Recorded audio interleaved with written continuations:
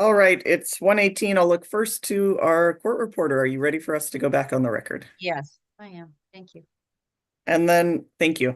And welcome back, everyone. I'll just orient us, Mr. Hitchings, and then I'll jump right over to you. Does that make sense? All right. Just for the recording purposes, it is October 22nd, and in the afternoon, I'm Nicole Kinsey, presiding hearing officer for the Administrative Hearings Office of the State Water Resources Control Board. This is the afternoon portion of the hearing today on the water rights hearing with respect to the proposed site's reservoir project. And where we left off was with cross-examination of our first panel from the South Delta water users. And Mr. Soderlund was still in the middle of his cross-examination. But before we move to that, I will look to you, Mr. Hitchings. Yes, thank you. Good afternoon. I just wanted to note that we were looking at the time tracker with regard to each of the parties' time limits and kind of where they are. And it appeared that the Delta Water Agency parties are, by our calculation, at 9.2 hours against their 10 hours. So I just wanted to note that given that they've got a couple more witnesses or a few more to provide their case in chief direct testimony. And we assume that if they reach that limit, they would follow your process for moving for additional time and making any necessary showing on that. I think that's where my internal team is now discussing this. That must be what the time tracker says. So yes, that would certainly be the process. And I think we all also check and make sure our timing is accurate as well. But thank you for bringing that to my attention, Mr. Hitchings. And yes. Thank you. Yep. Mr. Reese. Yeah, thank you. Yes, we were looking at that also, and our presentation has taken a little longer than we thought, but we still do have two witnesses that will be short, very short at the end. That's the Mr. Pellegri and Mr. Ratto. We have Mr. Nomalini, who's probably will be 25-30 minutes on. And then Mr. Herbold is also Dr. Herbold is short, but we are going to run up against it, and we're going to have some redirect of this panel. And my understanding is the redirect counts against the time as well. So we are going to be in that situation where we're going to need to request some additional time. And I would just say I would note that we've tried to be as efficient as possible. We've only crossed where it particularly pertains to our issues, and we've passed on every other issue regarding that because we're sensitive to the time. So we're trying to comply the best we can. Understood, Mr. Reese. And when we get to we can discuss specifics when we get up against your time, which sounds like it may be. Well, we'll see how much redirect we have with this one, but we'll revisit that. But yes, I want to hear, of course, I want to hear from your witnesses, and I am cognizant that you've generally been, with respect to cross-exam of others' witnesses, you've been efficient. So I appreciate that. With that, I think we're ready to, unless there's anything else, I'm ready to turn things back over to Mr. Soderlund. Great. So I still have a few more questions for Mr. Burke. Good afternoon. I guess it is afternoon now, huh? So now, if you could bring up Ms. Mullen, SDWA 2A, Mr. Burke's testimony. And I think where we left off, I wanted to ask some questions regarding figure 14 on page 18 of the testimony.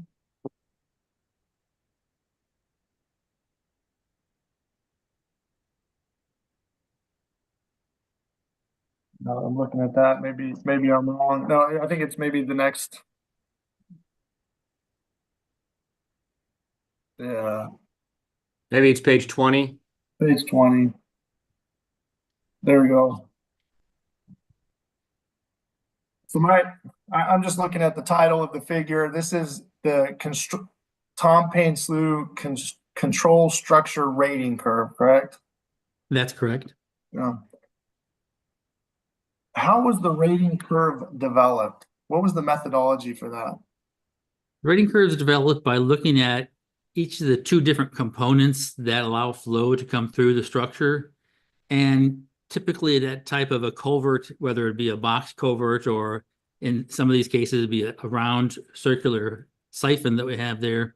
You look at the resistance to flow moving through the system. You have an entrance loss, you've got a frictional loss of energy as you go through the culvert, and then you have an exit loss as the culvert discharges into the pool of water on the downstream end.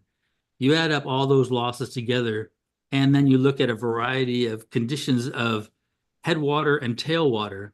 And the headwater and tailwater provides the driving force of water moving through the control structure. You take that headwater and tailwater and you look at the resistance to flow for each of these different four components, the two concrete box culverts and the four 36-inch diameter siphons, and you can find out how much water is flowing through the system.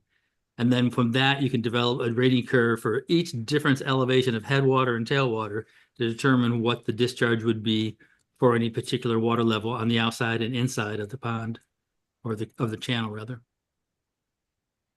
So from my understanding, is this rating curve showing that there's a potential for what looks like around 1100 CFS to flow through the control structures? Is that even feasible? I don't believe that you'd actually be able to achieve a 10-foot head difference between the inside and the outside of the culvert or the upstream and downstream ends of the culvert. But if you were, this would be the discharge you would get through that. Typically, you're probably going to be in the range of 3 to 6 feet of head across the structure. And so if you look at, let's say 3 feet, I know it's imprecise. Is it your testimony that you could get up to 600 CFS moving through that control structure? At the time that you have 3 feet of head difference across the structure, that's correct. Now, because you've got a tidal condition on the headwater of the culvert, the water level is going up and down. Sometimes you have 3 feet of head, perhaps, and sometimes you have no head at all, which means that you get zero flow. So the flow through the culvert will respond typically to the tidal range that you're seeing. As the tide goes up, the flow increases. As the tide goes down, the flow decreases. And if the tide goes down lower than what the elevation is in the Tom Payne Slough itself, then you will get no flow.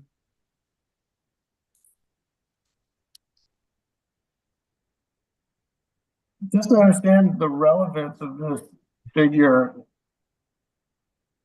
what sort of impact, in your opinion, does export pumping cause to the rating curve? Like where are we at?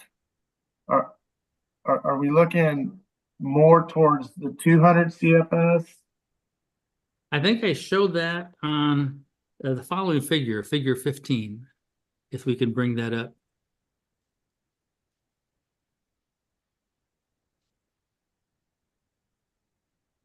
What we did is we ran the DSM-2 model to get the water level upstream of the structure in sugar cut for the with exports and without exports. And in this case, we actually created several different with export scenarios that we had a 25, a 50, and a 75 and 100% of the existing exports that we have today. And we ran DSM-2 with that particular percentage of exports. And then we evaluated how that head fluctuated on Tom Payne Slough and how much water it could drive through the control structure for that particular condition. And so as you increase exports, you decrease the tidal action or the tidal range at the downstream end of Tom Payne Slough, which is the headwater that drives water into the slough. And with each increase in exports, you're lowering that headwater and you're lowering the amount of flow that could come into through the structure and into the slough. Yeah, I was interested about that. I couldn't figure out, well, you don't need my testimony. I'd like to understand how these two graphs or figures compared to one another. At 100% export rate, and we'll determine what that is. I see potential volume entering the slough at 10,000 acre feet a year. What CFS does that break down to passing through the culvert It's a control structure? it's a constantly changing CFS. That CFS would go from 0 to its maximum at high tide, and then it would drop down to 0 again at low tide. So it's not a constant flow rate. Well, when it's at high tide, what CFS, what levels are you modeling that would cause a potential volume entering the slough? Like how did you come up with potential? Well, let me back up. What do you mean by potential volume entering the slough? This is What the is amount. volume? What we did is we ran the rating curve of the control structure over the full year of DSM-2 model output for different levels of exports to see how much water would come into the slough. And so we have at a 15-minute increment, we determine how much water would come in for every 15 minutes. For each step on a 15-minute time step, you would check to see what the headwater level is and what the tailwater level is. If the headwater is greater than the tailwater, or if the headwater on the delta side of the control structure is higher than the water level in Tom Paine Slough, you'll get water flowing through the structure. And the water flowing through the structure would be based on that previous curve we looked at. That is based on the head difference across that structure. If the water on the downstream side of the structure is 1 foot higher than the water inside the Tom Paine Slough, then that would be 1 foot of head difference, and that would be the amount of flow that you would get for that one 15-minute interval. Then we go to the next 15-minute interval. The tide level is changed, and now the flow discharge rate would change. Then we go to the next 15-minute interval, and we do that throughout the whole year until we finally get the total volume of water that might flow into Tom Paine Slough through that year. And then we reran the whole model again, this time using a different level of exports. If the previous one had the complete 100% export rate, which is the exports that we have today, then I decreased that by 25%. Now we'd see with 25% less exports, how much water could we get into Tom Paine Slough? So we would run, I hope I'm not talking too fast, I'll slow down. So we would run the model for 15-minute intervals, and we would look at how much flow enters the slough each 15-minute period for the whole year, and coming up with the volume for that. Then I would create another DSM-2 model with 50% of the exports that we see today. And then I'd go ahead and run the output from that model through the rating curve, and we determine on every 15-minute increment through the whole year how much water could enter the slough. And then again, all the way down to the scenario that had no exports. Then we run that and look at that on a 15-minute time step to see how much water would be entering Tom Paine Slough through the control structure. So why did you label it as potential? Because there's not a real condition that has 50% exports or 25% exports or 75% exports. This is a potential input that would happen if you were to reduce exports by 25%, or if you were to reduce exports by 50%. So it's the potential volume that could enter the slough under those separate conditions. So at your 100% of present export rate, is that an actual figure? Is that what is going into Tom Paine Slough on an annual basis, 10,000 acre feet? Yeah, that's based on the actual historic data that we have from the DSM-2 model, showing what the actual exports were for that time period. And what is that export rate? What is the Well, I'll just stop there. What is the export rate that you're talking about or referring to here in this? So for the 100% export rate, that's the existing conditions exports that we have leaving the Delta today. That's using the historic data of actual exports that are included in the model that DWR put together in the DSM-2 package for historic conditions evaluation. No, I'm not a modeler, so forgive me for some of these questions, but what water year does this represent? I believe this is actually an accumulation of water years 1998 through water years 2010. It's actually not one particular water year. We ran it for multiple water years. Is it, so does this represent an average? Yeah, this is the average annual.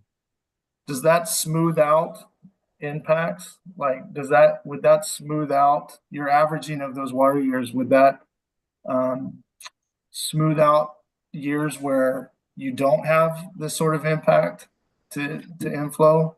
No, it really wouldn't smooth out the impacts from those different water years, because we are actually looking at every 15-minute increment throughout all of those years. So we have, 200, 300,000 data points that we're looking at, which represent the water level that's downstream of the slough through that 1998 through 2010 water year period.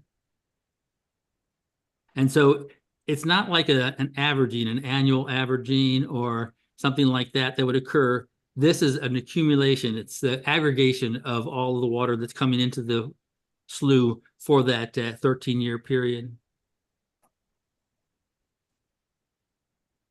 So you took all of the water over that 13-year period at present export rate and then averaged the amounts to come up with around 10,000 acre feet per year.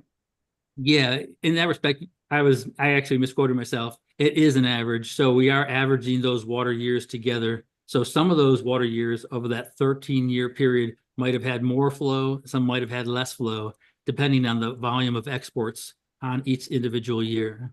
But this is the average. The purpose of me presenting this graph was not to indicate the actual quantity of water that might go into Tom Paine Slough during a particular year, but to show the impact that exports have on that volume of water that enters Tom Paine Slough on an average. So it's just demonstrating the importance of the impacts on that headwater and the lowering of the water level at the downstream end of the slough. So this figure doesn't reflect actual conditions, correct? No, it's just showing the relative impact that exports have on inflow to the slough. Now, if you could help me walk through the understanding of it, like if you take the 100% potential volume and the range of the 0% export, and if you go back to figure 14, where on the rating curve does that range apply? Or if we could scroll up to figure 14, where on this rating curve would 0% exports and 50,000 potential acre feet per year hit? Like, where would you have to be running through this control structure to hit that number?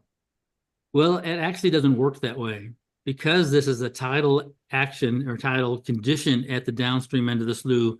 We'll actually go from, on the y-axis, we have a water level difference of 0 to 12. We're more likely 90% of our data will probably fall between 0 and 6.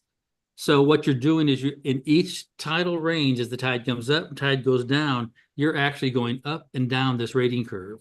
So at the beginning of the tide, let's say we start at low tide. There's no water flowing through the control structure because the water level is the same on both sides. Then all of a sudden, as the tide goes up, we'll suddenly go from, on the y-axis, from 0 to 2. And if you move out onto that black line, which is the sum of all the different ports in the control structure, you'll see we have about 500 CFS. And then as you get a little bit higher in the high tide, it might go up to a 4 feet difference. So then a half hour later or 2 hours later, you now have 700 CFS coming into the Tom Paine Slough. And then now the tide is going back down again. So we're now going back down the rating curve. Now we're at 3 again, and we have a discharge of around 550 CFS. And then at low tide, we're back down to 0 and we have nothing coming into the structure. So it's a variable flow rate going into the structure based on where you are in the tidal cycle and what the difference is between the level of the tide and the level in Tom Paine Slough. Does that make sense? Or did I lose everybody? It might make sense. I might have to review it. Okay. But I appreciate you explaining your methodology. Speaking of methodology, is the methodology and data for this rating curve available? Did you present that? We have a spreadsheet with this in there. We can provide that if you'd like. And then just I think you mentioned this. I'm not trying to ask and answer, but what sort of in the modeling results, what were the normal range of difference in head or between the outside and inside the feet, the range of feet? I don't recall, what that actual number is, but just in general, I would say probably it'd be less than 5 feet. But I'd have to look to be sure on that. I'm just kind of guessing at this point. It could be only between 0 and 3 feet. I'm not really sure. I'd have to look at the data. Because it's not just the tidal data you have to be familiar with, but what the water level is inside the slough. And then just for clarity, figures 14 and 15 do not analyze or demonstrate the incremental impact of exporting or rediverting sites water, correct? I think it demonstrates that exactly. I mean, the whole purpose of this is to show how increasing an increase in exports will reduce the water availability to Tom Paine Slough. If we can go back to figure 15,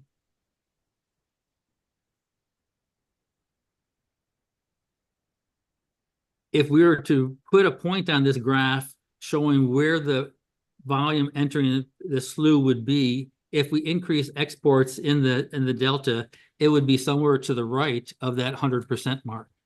If we increased it by 5%, we'd be looking at 105% on there, and you would continue that downward slope, and you'd be reducing the water availability to come into the slough by that particular amount.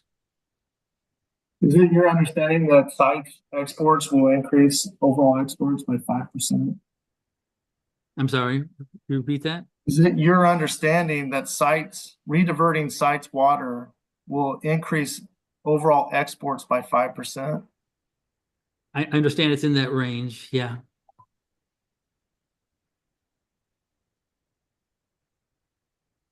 Are there other factors that impact inflow into Tom Paine Slough? Let's see. Not much. And the reason for that is that they've got gates and fencing around the structure to keep anything from blocking the culverts coming into the slough. So the only thing that would affect the structure would be some type of malfunction of the concrete culverts or the metal siphons themselves. Is there sediment suspended in the water in the South Delta? Yes, there is. Would that sediment pass through that control structure? Yes, it could. Once it's into Tom Paine Slough, is there anywhere for that sediment to go? No, Tom Paine Slough is basically a dead-end channel, except during extreme flood flows. But we've done repeated surveys of the channel invert for Tom Paine Slough over the past 10 years, and none of those surveys have shown an actual accumulation of sediment in the channel. And I'm not sure if it's because of the control structure that's blocking sediment from coming in somehow, or what that process may be, but that's one of the few areas where we really aren't seeing any sedimentation issues. Just to clarify, it's your testimony that there's no sedimentation issues in Tom Paine Slough? I wouldn't say no sedimentation issues, but we've seen very little sedimentation occurring within Tom Paine Slough from the surveys that we've conducted. So there's no potential for sedimentation at the San Joaquin side of the slough? An increase in sedimentation at the San Joaquin side of the slough? Well, the San Joaquin side of the slough is rather poorly connected to Tom Paine Slough. Are you referring to the Delta side? Well, my understanding, I guess we could pull up the map, but there's there's the slough that I'm referring to Sugar Cut side where the control structure is. That's correct, The yeah. San Joaquin side is where it's closer to the San Joaquin River, where it historically was connected before the levee. I believe at one time it was probably connected to the San Joaquin, maybe not as a continuous connection, but surely during high flows, it was connected to the San Joaquin. But by the time you get around halfway to the San Joaquin, the channel disappears completely into a small little drainage ditch that runs around some of the farms in that area.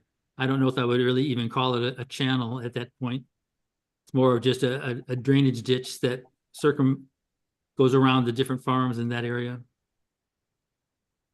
You might be thinking of Paradise Cut, which has a more direct connection with San Joaquin River, and it's just blocked off by a flood control structure. I think I'm thinking about Tom Payne Blue. Maybe I guess we could pull up the graph just to make sure we're talking about the same thing, or the Let me see if I have a map in my yeah, testimony. it's that in we your could pull up. testimony, I believe. Yeah, if we pull up figure 1 of my testimony in SDWA 2A on page 6, I believe.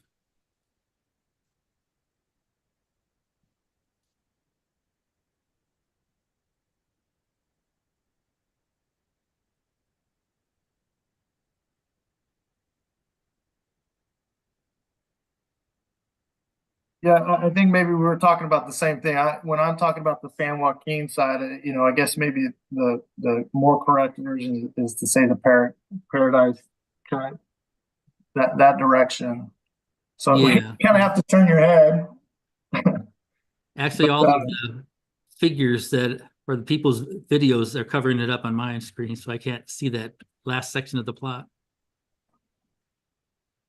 Maybe So I guess can looking at this figure, my understanding is the inflow or the control structure for where water enters Tom Payne Slough is near Sugar Cut.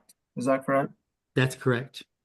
And as water flows through Tom Payne Slough towards its terminus, which is near the San Joaquin River, Paradise Cut, my question to you is, as it flows, the sediment drop out of the water as it flows down the slough? Any sediment that would enter the channel would more than likely drop out because it's a fairly flat slough. There's not much slope to it. And so the velocities are quite low. And But if you look at the downstream end, or I guess you would say upstream end, where it gets closer to the San Joaquin River, you can see there is no connection with Tom Payne Slough and San Joaquin River. Even the line that's drawn there is just a small drainage ditch that comes into the slough.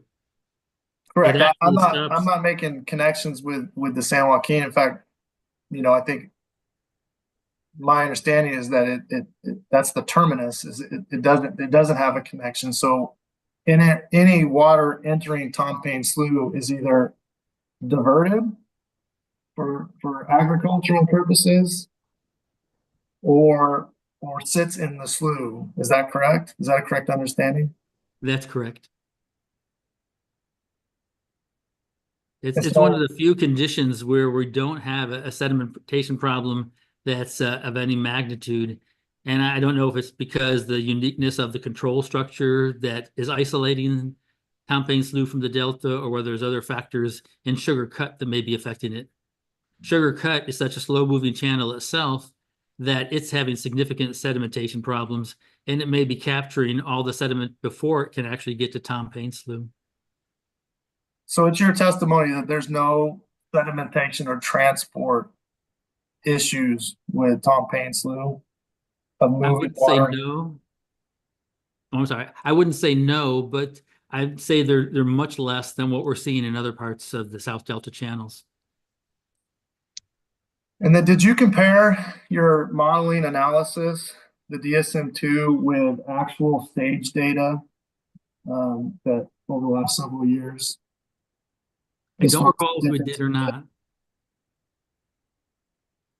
Apologies, I spoke over you. Oh, I'm sorry. Yeah, I don't recall if we did or not. And it wouldn't have made too much of a difference because what we wanted to do was look at a difference in what would happen with and without different levels of exports.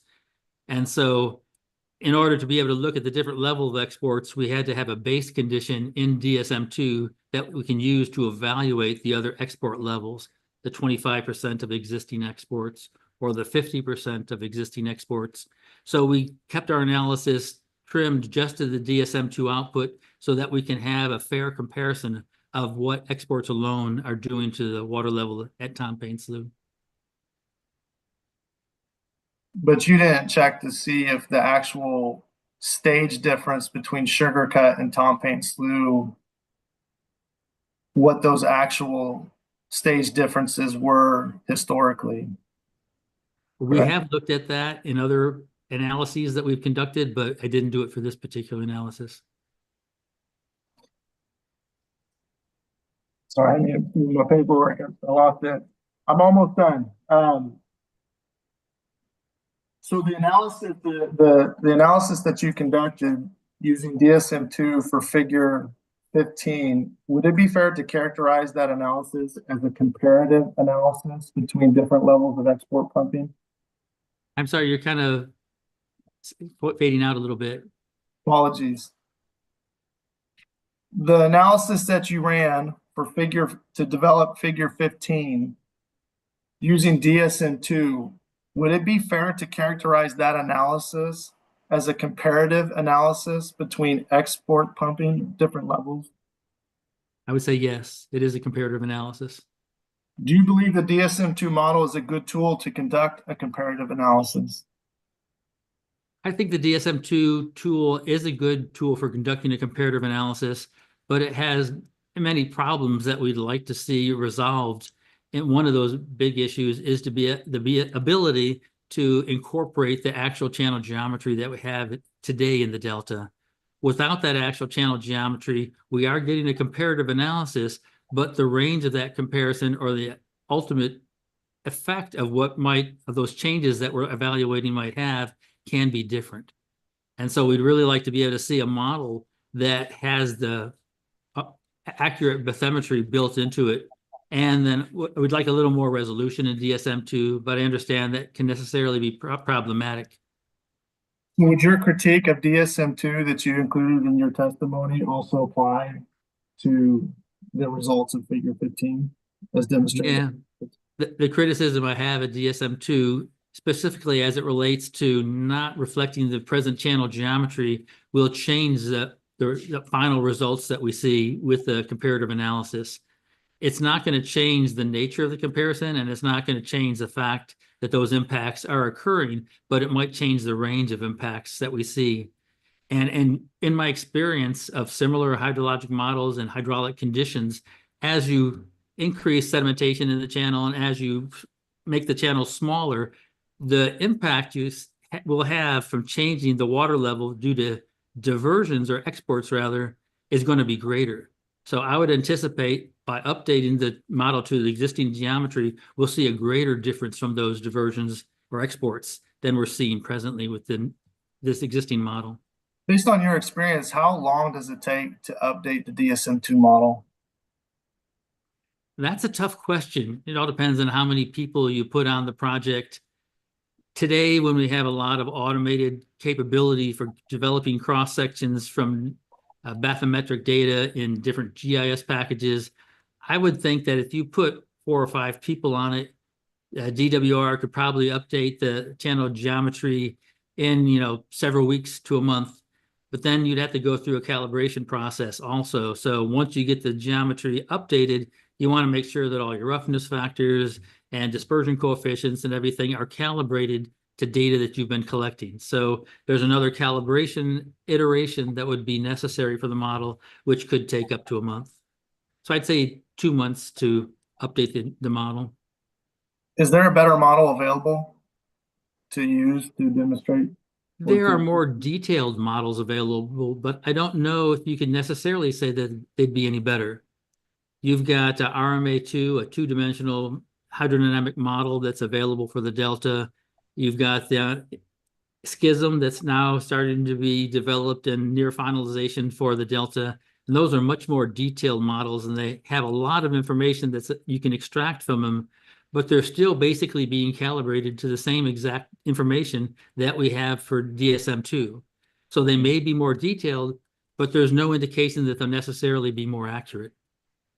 And then last question, is it your understanding that the purpose of this hearing is to address existing impacts of Delta exports? No, I think the purpose of this hearing is to evaluate whether or not the sites project operations will have an impact on the South Delta. And so what I've done is, since the sites project is increasing exports, I wanted to be able to demonstrate that increasing exports will have an increase in the existing problem that we have today. It's not like we're going from no problem to a problem if sites starts to export, but we're going from an existing problematic condition to a worse condition. Thank you for your time, Mr. Burke. Appreciate it. Thank you. Thank you, Mr. Soderlund. I think you were right on or less than 45 minutes. So good work. Well, I actually still have some more questions for Mr. Wilson, but I'm still shooting to be done by 2:30. Oh, you're going back. Okay, that's good. Or you haven't gotten there yet. I haven't gotten there. I'm sorry. I had a moment of jumped ahead. I think I confused everybody by saying I'd be done by 1:30, even though I didn't count for the last. Apologies, but I'll be going hopefully quick and you know, and I assume that Mr. Reese will let me know if I'm stepping over questions that have already been asked and answered. And I don't believe I will be though.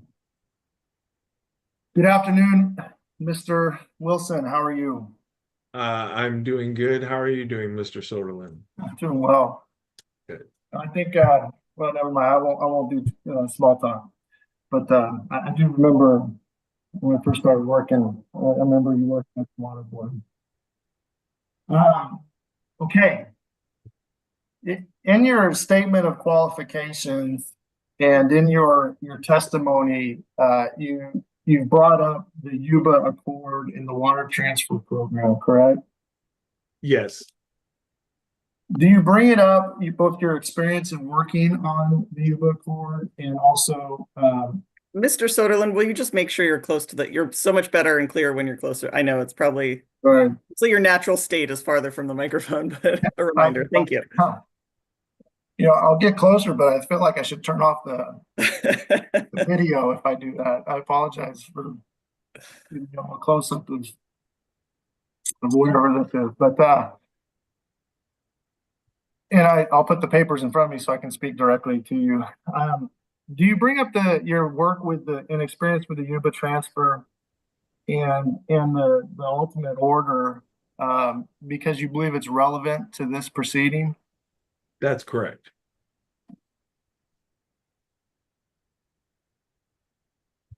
And why do you think that's relevant to this proceeding? Because the physical process that of releasing sites water to this previously stored water to the Sacramento River above north of the Delta to flow into the Delta for rediversion of water and delivery to either the SWP or CVP place of use is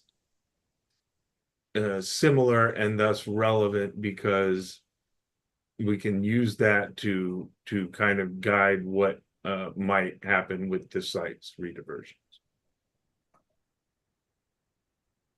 And yesterday I sent over a few documents to the AHO. I don't know if you received them. I believe we did, so I think we should be able to pull those up. And I'd like to bring up, it's titled WRO 2008-0014.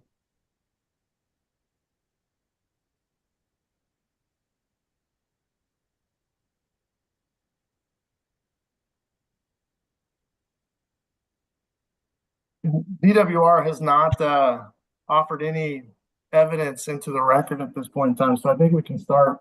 I didn't label these, but I think we can start with 001 if you like. DWR1, yes, we'll mark it DWR1. Are you familiar with this order, Mr. Wilson? Yes, I'd also like to make a note that the order was corrected. So there is a corrected version that's probably better to go off of.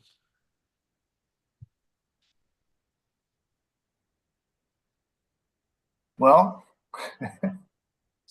I'm thinking we may be, that might be, let's I see. can tell you how to get there to find it.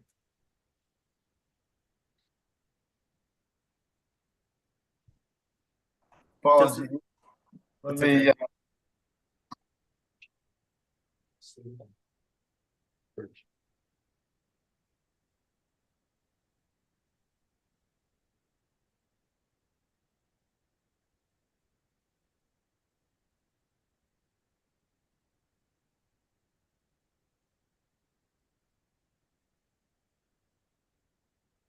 So it looks like we have, the corrected order is WR 2008-0025. yeah, apologies. I have the corrected order in front of me. I Let me, could look to see if the point that I have is different between orders. It would be best to eye on the corrected order.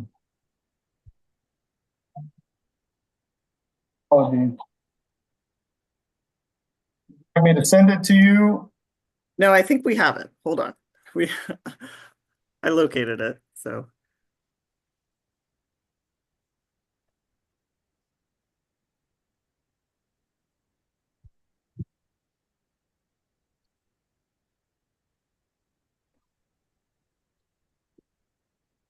Apologies to the group. I don't want to waste people's time, so. No, we'll get this right. Once we get it, we will mark it DWR2.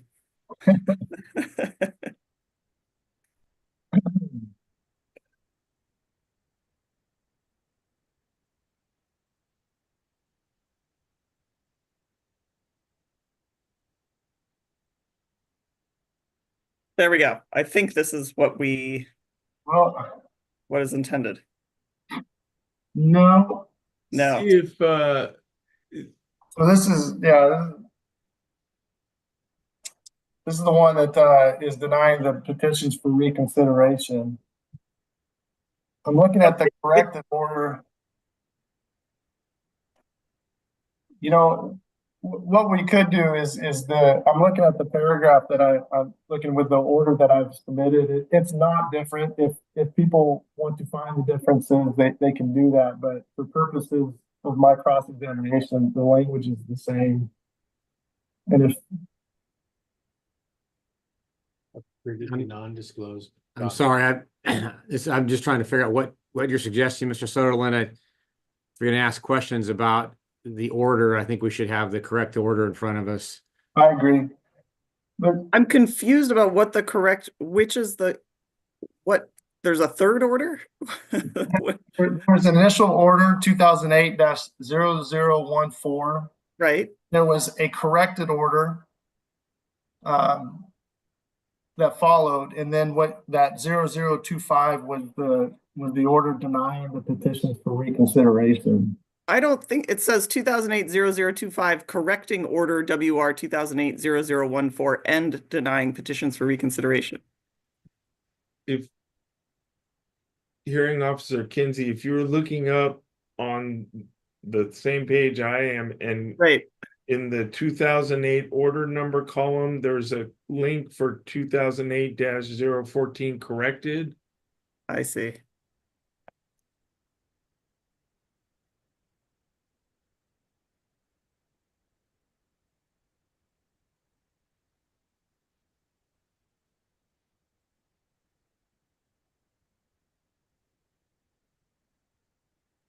I think we have it.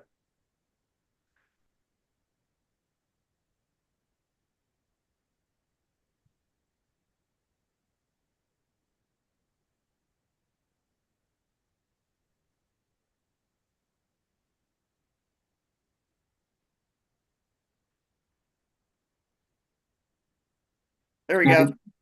This one we will mark DWR too. Again, apologies. Mr. Wilson, are you familiar with this order? Yes, I am. In your statement of qualifications, you stated that you wrote portions of this order. Is that correct? I drafted the water transfer portion. If we could scroll down to page 37. And then scroll down to section 5.1.2.2. Effects of the Bay Delta. Do you see, well, you see that? Is this a portion of the order that you helped draft, Mr. Wilson? Yes, And in the last several lines of that paragraph that begin in order, it states in order to evaluate potential impacts to water quality, Yuba County Water Agency performed modeling to compare the relative changes in several water quality parameters under the accord. Do you see that? yes. Do you agree with that approach? In general, yes. I think it's important to note that this order was, it's a 2008 order, and the model that was used was calcium 2 and DSM 2. So I would agree that modeling should be done to compare relative changes in the water quality parameters. However, I would point out that there are issues with the modeling that was used in the Yuba Accord, and that those same issues remain in the modeling that was used for the sites project. If we could scroll down to the next page, where that first full paragraph, it says results of this modeling indicated very little change in water quality parameters due to implementation of the accord. Do you see that? Yes, And do you agree with that statement? I agree that the results of the modeling indicated very little change. I would disagree that that means that the actual project did not result in some change. And Did the water board, I'm sorry. apologies, did the water board find the approach of comparative analysis with modeling acceptable in approving this transfer? Yes, it did.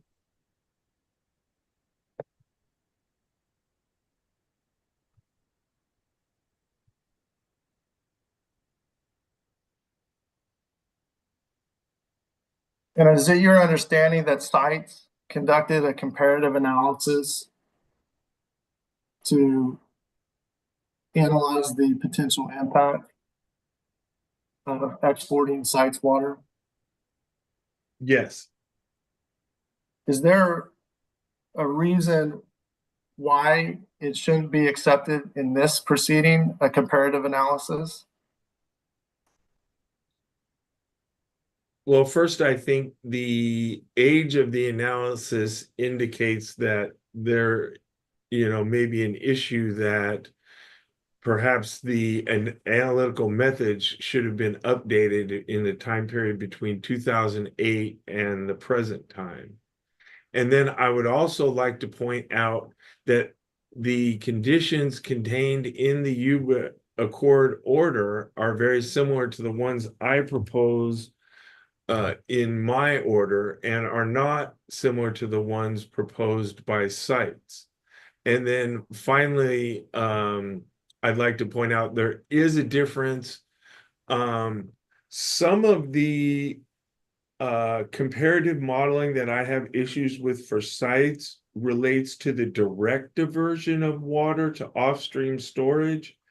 And in that sense, there is different from the Yuba Accord. The Yuba Accord being a stored water transfer, it's got a refill agreement to address those concerns.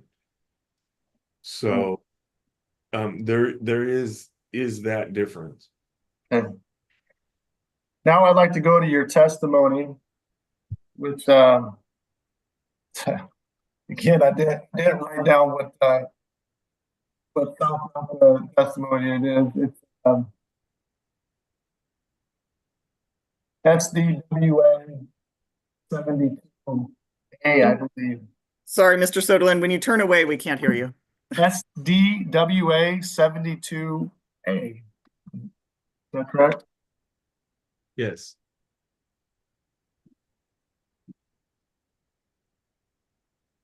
Thank you, Ms. Mullen. If we could go to page 10 of the testimony and scroll to lines 10 through 22.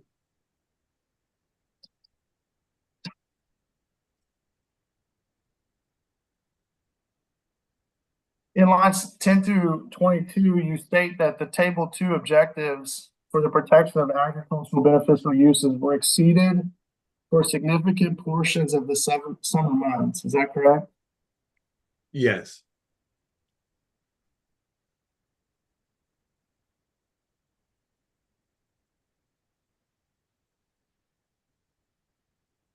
And then again on page 13 of your testimony, lines 18 through 22.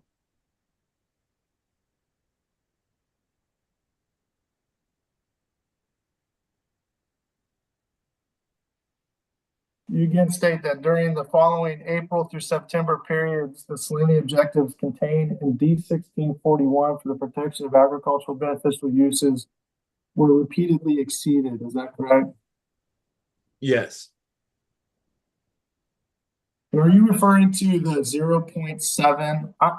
I'll refer to it as EC. Do you understand when I say EC? Is that okay with you to refer to it as 0.7 EC standard? Yes. Are you referring to that 0.7 EC standard? Yes.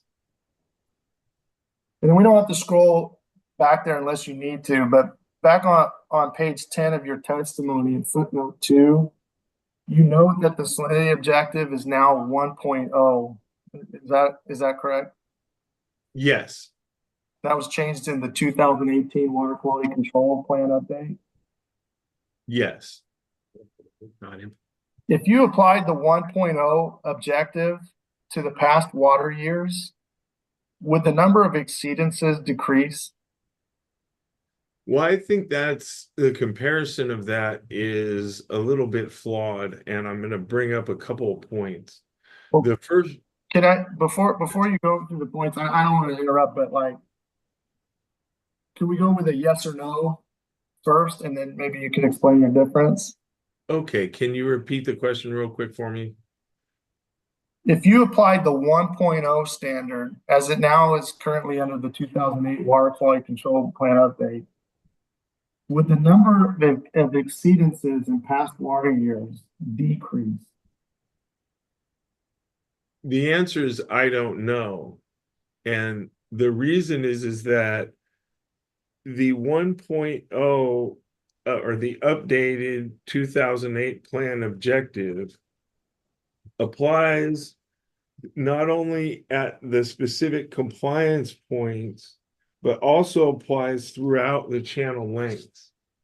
And so you get in, and that's part of what the monitoring studies, special studies plan that the State Water Board is undertaking currently is taking a look at is in order to maintain a 1.0 throughout the entire 3 channel specific channel reaches, it's necessary, it might be necessary to still have a 0.7 at Old River Tracy, or it may be a 0.8, or how that works has not been determined. And then the other thing I'd like to point out is that the 2008 plan has not been approved by the US EPA or implemented by the Water Board. And so it's difficult to try and compare what happened in that case. We could pull it up, but maybe we could just do this without, if it's possible. In South Delta Water, sorry, I'm not talking. In South Delta Water Agency 73, where you list out the 30-day averages and you highlight past exceedances. That's correct. Right, correct. would the number of highlights decrease in that chart if you applied a 1.0 standard? I think it's possible.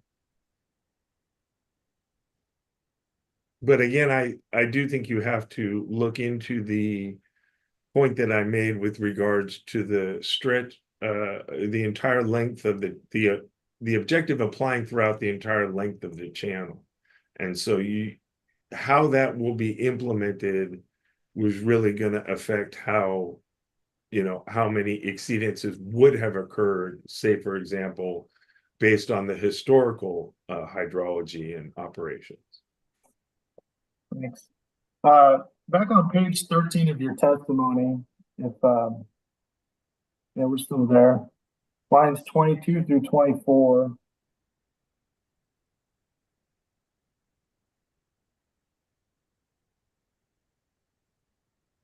You state that the potential for impacts to water quality in the Central Delta and South Delta due to the direct diversion of water from the Sacramento River pursuant to the application. What am I trying to say?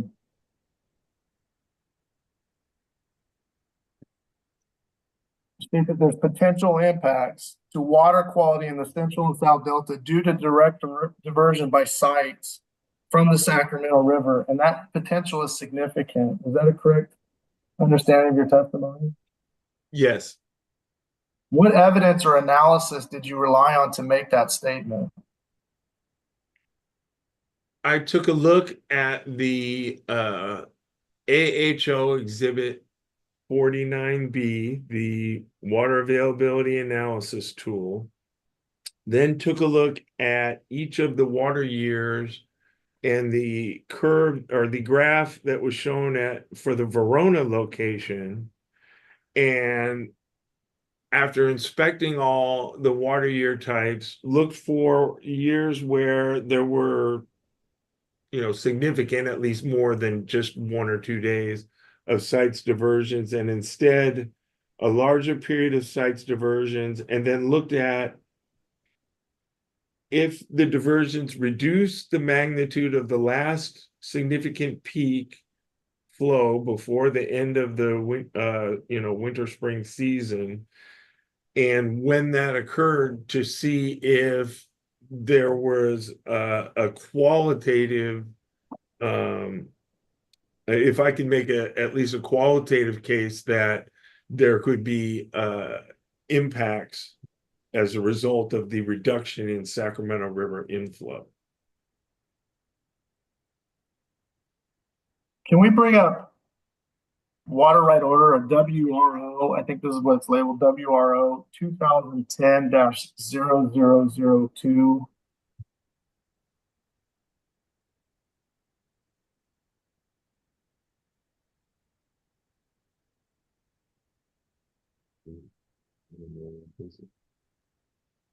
You don't have to be, but are you familiar with this order, Mr. Wilson?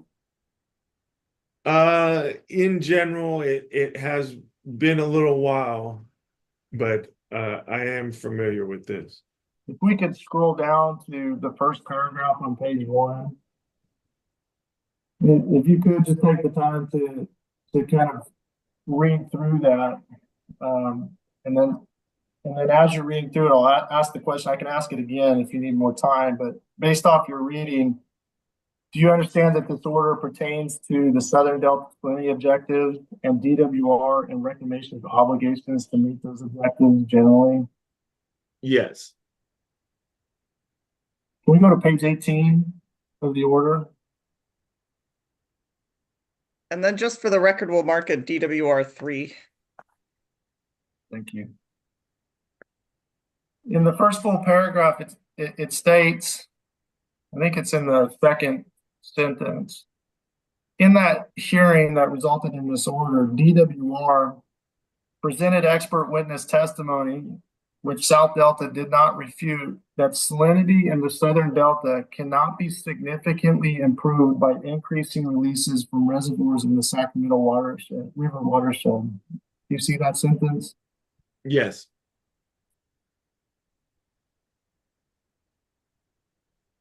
In your testimony, are you refuting that increased Sacramento flows cannot significantly improve salinity in the Southern Delta?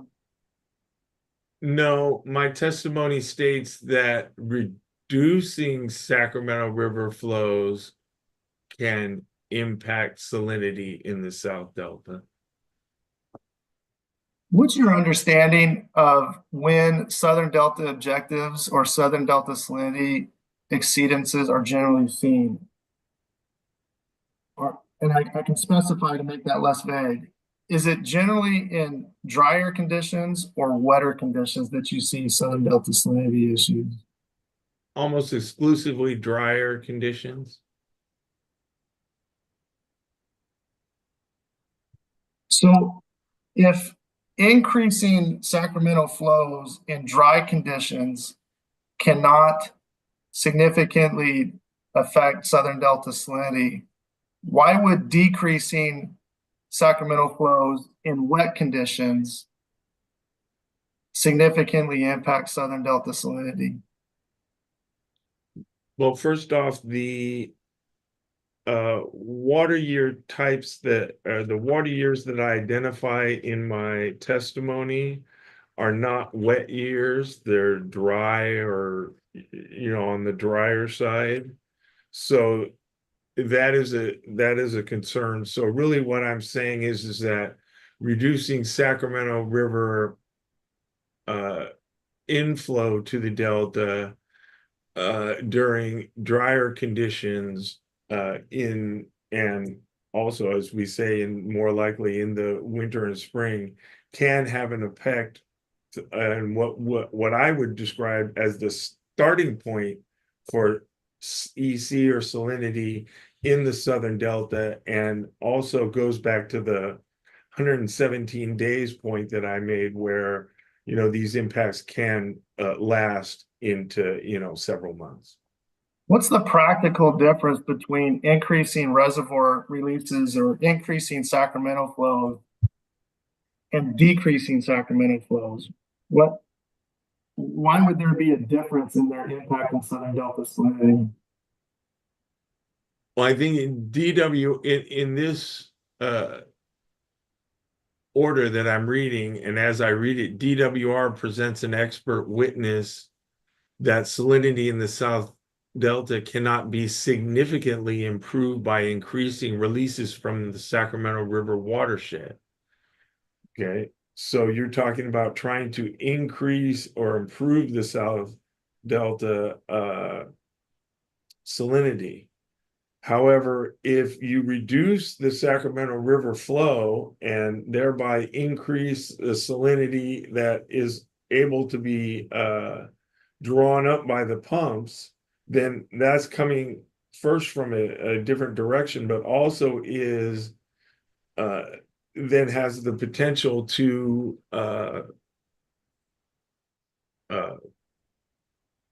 reach the Southern and Central Delta. What evidence or analysis do you rely on to make that statement? It's a qualitative statement, and it's based on experience in looking at flows and inflows, my time on the Sacramento River Temperature Task Group and the Water Operations Management Team, and my time more recently preparing South Delta 73, which was kind of a look back in time at what is going on with the salinity in the Delta. The next sentence in this paragraph that we're looking at, it states that CDP and SWP exports have minimal impact on and control over water quality in the interior Southern Delta salinity locations. Do you see that statement? Yes. Do you agree or disagree with that?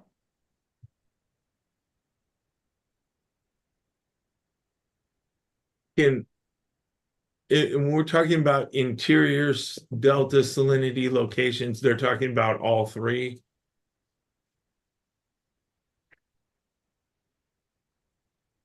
I just want to clarify that. That would be my understanding. Yes. Okay. Well, I would disagree with that to the extent that and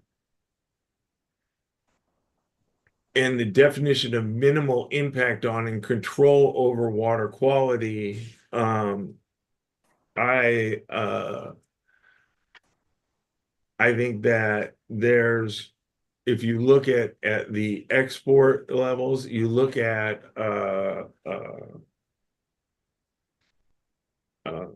the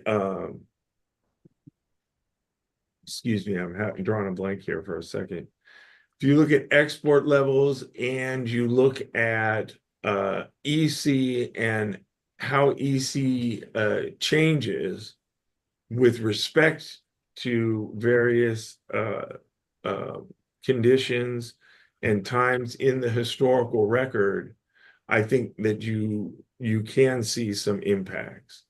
And I also think that if you were to perform some DSM-2 modeling, maybe specific to the site's project, and look at that, actually take out what you think might be the site's diversions in a year, that you might be able to see that as a, in the modeling.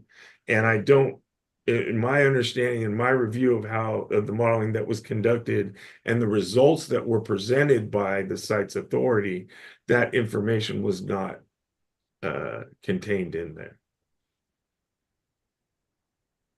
If you conducted the modeling using DSM-2 in the way you stated, would you feel comfortable with relying on those model results? I would feel comfortable with looking at the modeling results in the strict context of the limitations of the model. And a specific limitation that I would highlight is, let's say you do a model run and you show 2 model runs, with project and without, and the with project shows an increase in salinity. That the way that the DSM-2 limitations are, at least as I have read for this project and for other projects, you can use that to make the assertion then that there will probably be an increase in that specific constituent from the with project to the without. Now, unless you have more calibration, or unless you have the model really honed down well, the magnitude of that increase may not be as significant. So you may know, hey, I'm increasing it. I don't know how much I'm increasing it. So given that you may take a look at and say, well, I can show an increase, but I'm going to try and quantify it and say it's 5% or it's 10% or it's 20%. That may not work, but you may be able to state, yes, there is an increase. It's a comparative increase, correct? It's not a predictive increase. Correct. You're saying, yeah, the case 1 is more than case 2, but we can't tell how much more. If hopefully that makes sense. But if you can't tell how much more with case 2, then could you tell how much with case 1? Doesn't the same limitations apply to your without project analysis?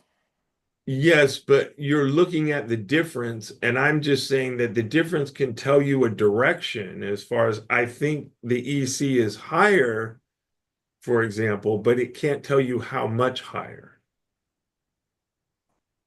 or give you as certain of an answer as to how much higher. I'd also like to point out that in this proceeding, South Delta Water Agency did not have me as a consultant. I like that. I don't know what. Oh no. All right. Apologies, like something came up on my screen and I thought I lost you all, but it was something else. Okay, back to your testimony. It's the SDWA 72A, page 16. lines 25 through 26. So my estimate to finish by 2:30 is not there. I hope you recognize that, you know, Mr. Wilson is thorough in his responses. Like, I'm trying to go fast, and I'm not blaming him either. It's just taking a little bit longer with the back and forth. I hope that's okay. Understood. Um, yeah, lines 25 and 26. You state that these effects are seen throughout the Central Delta and South Delta. However, they are most noticeable at the Old River Tracy electrical conductivity compliance point. Do you see that? Yes. Could you clarify what you mean by these effects? Would be no flow areas that are associated with poor water quality. And is it your testimony that re-diverting water at Clifton Court Forebeg and Jones Pumping Plant have noticeable impacts at the Old River Tracy compliance point? My testimony is that they are most noticeable at that point. And is that as a result of export pumping? It's a result of several things, and the most significant being export pumping. What evidence or analysis do you rely on to make that statement?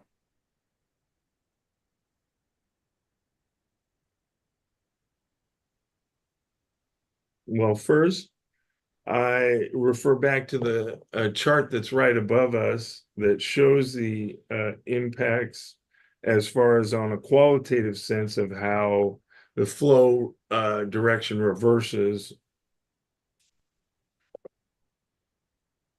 And then secondly, that analysis is based on my review of the EC data that I did in putting together SDWA 73.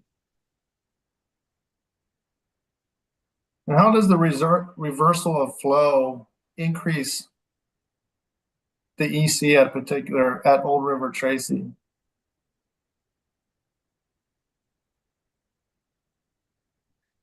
Well, let me take a look. And as stated in the quote, the reversal of flow starts to create null flow areas and hydraulic trap areas. And so that I'm paraphrasing from the quote. And so as exports increase, and this is all relative and qualitative, and San Joaquin River flow is relatively low, inflow. As you see the right arrow curling around, we can't see it right now, but that's fine. We've all seen it. You can see that in the area below that, then you'll get opportunity. And, oh, I forgot, there are the agricultural barriers, the temporary barriers, which are intended to keep the water levels up, but also have the tendency to create stagnant zones. And then at the same time, you know, you have the existing agricultural drainage from the farmers that are there. When you combine and return flow and drainage in the San Joaquin River. So when you combine all these together with project pumping, and we saw the picture on the right, which shows absent exports, a tidally averaged flow heading out, and with exports, tidally averaged flow starting to circle around, that results in the null flow areas that then result in poorer water quality. Well, that was, sorry, that was a lot. I'm gonna try to unpack that a little bit. I remember your reference to the quote, and I'm looking at the quote specifically in paragraph 18, where you talk about these conditions create hydraulic traps and null zones. And I know you covered it a little bit with Mr. Ferguson, but do you recall what these conditions were in the sentence preceding that quote? Yes, they are the conditions of low flow, low inflows, uh, export pumping, agricultural local return flows. And there's also a waste, I believe, a municipal waste discharge flow in the area. So you have a number of things going on. I don't want, I don't want to waste too much time, but I'm not answering. yeah, the two conditions that I remember in the sentence preceding this stated increased agricultural diversions and low San Joaquin flows. Is that correct? Yes, and it is jogging my memory, and I think there was lower water levels due to the reverse flows that were due to pumping. And if not, we might have to just pull that back up. I might be able to clarify things a little bit. I- We looked at the flow circulation issue in the South Delta in a more quantitative way when we were looking at the impacts of exports and how they would affect the flow direction and magnitude. And I think one of the things that we were able to find that shows up in table 1 on SDWA2 was that when you reverse the flow in Middle River, you're actually taking all of the flow from Middle River that used to go out of the Delta. Now you're pulling that into Old River. That is then now being sucked towards Clifton Court Forebay with the export pumps. And so the EC that was associated with Middle River is now mixing with Old River. And I think that is having an adverse impact on the water quality that we're seeing at that site. When you're saying that site, you're talking about Old River at Tracy? That's correct. The Old River at Tracy compliance point.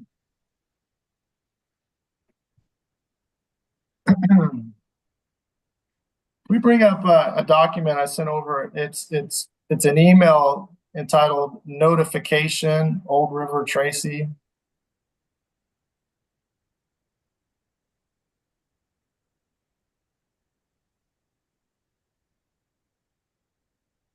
If we could scroll down to the first email of this email chain.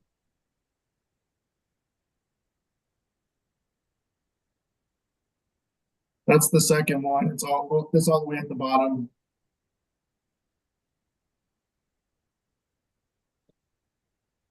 That's going to identify from home.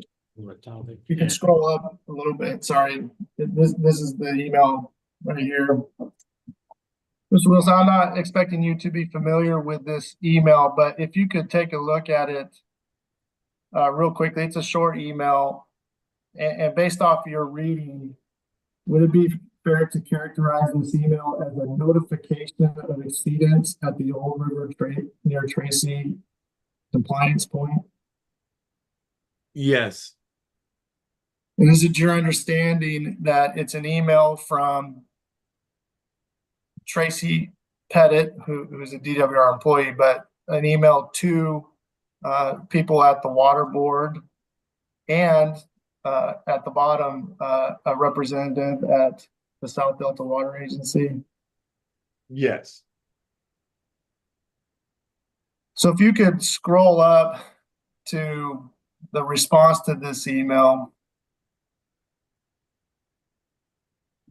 Actually, you can stop right there. Do you see the person that responded to the email? Yes, it's the Delta Water Master. And are you familiar with who the Delta Water Master is? Not the person itself, but the role. Yes. And does he have an official role in compliance issues in the Southern Delta? Yes. If you could scroll up to a paragraph that starts with number 4, if you could read that, Mr. Wilson. Would you like me to read it out loud or just to myself? I don't think, I mean, it's already in the record. I don't think we need to It's not already. read it for the record. I just want to see if, because my understanding is your testimony. Hold on, hold on a second. Is this in the record already? Well, it's not in the record. Sorry, it's an exhibit. It's not been moved. Okay, this is an So- exhibit that new DWR exhibit. I believe we're marking it DWR4. How about, right? Mr. Soderlund, am I tracking this? We Correct. haven't seen this yet. DWR4. Yeah, My so- apologies. I guess I presumed that this would go into the record. That's okay. We can get into the record. I just, the witness needs to be able to fully understand what this is and read it and have some foundation. Well, my understanding of the foundation is that this is a response by the Delta Watermaster to a notice of exceedance. Is that your understanding, Mr. Wilson? Yes, And in this paragraph 4, is it, after reading it briefly, is it your understanding that this response identifies several conditions that impact salinity at Old River Tracy? yes. Do you have any reason to disagree? I know it's quick. You can qualify it as much as you want, but based off your understanding of what impacts salinity at Old River Tracy, do you have any reason to disagree with these statements? Objection to vague. Which statements? Shoot, all of them. But we can go by it one by one. If that works, we can say Well, I just mean, do you mean the statements in paragraph 4 or? the statements in paragraph 4 that say we've come to better understand the peculiar challenges of meeting salinity objective at Old River Tracy or Old.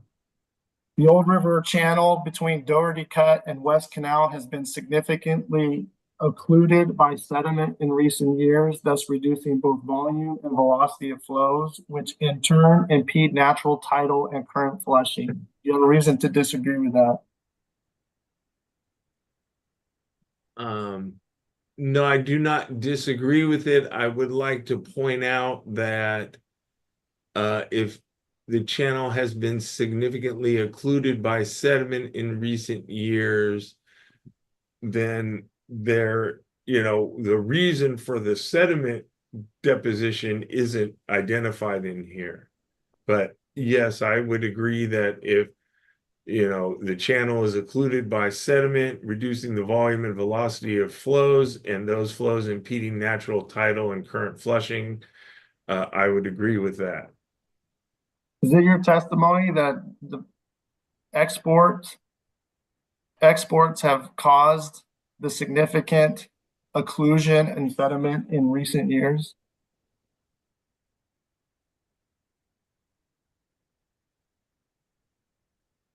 It's my testimony that, and I think that Mr. Burke has studied this issue a little more in depth than I have, but that the deposition and movement of sediment throughout the central and south delta has got a lot to do with the water flow, reverse flows, and as such would again also have to do with export pumping. But if Tom has something to add, he can jump in here as well. Yeah, I'd like to address this a little bit if I could. That this is All exactly right, what, I don't know. I don't know if I have a choice and just kind of keeping with it. I got to ask some questions of Mr. Burke. I'm happy to ask questions of Mr. Wilson. If he doesn't know, I'm happy with that answer. It's your cross-examination, Mr. Soderlund. So But you just to can- keep moving, I'd be happy to just kind of stick with Mr. Wilson. Okay. The seasonal installation of Old River rock barrier required to maintain water levels necessary for agricultural diversions also reduces tidal energy in this reach. Yes, Do you agree with that? I would agree that the seasonal installation of the Old River Rock Barrier, which is required because of the projects and exports, is also required to maintain water levels necessary for agricultural diversions, which is a mitigation measure for the impacts of the projects. And then the sentence salinity tends to concentrate as the same water sloshes back and forth in the degraded channel as ag water is withdrawn, applied, and returned as tailwater at reduced volume and with marginally increased salt load. Do you agree with that? Yes.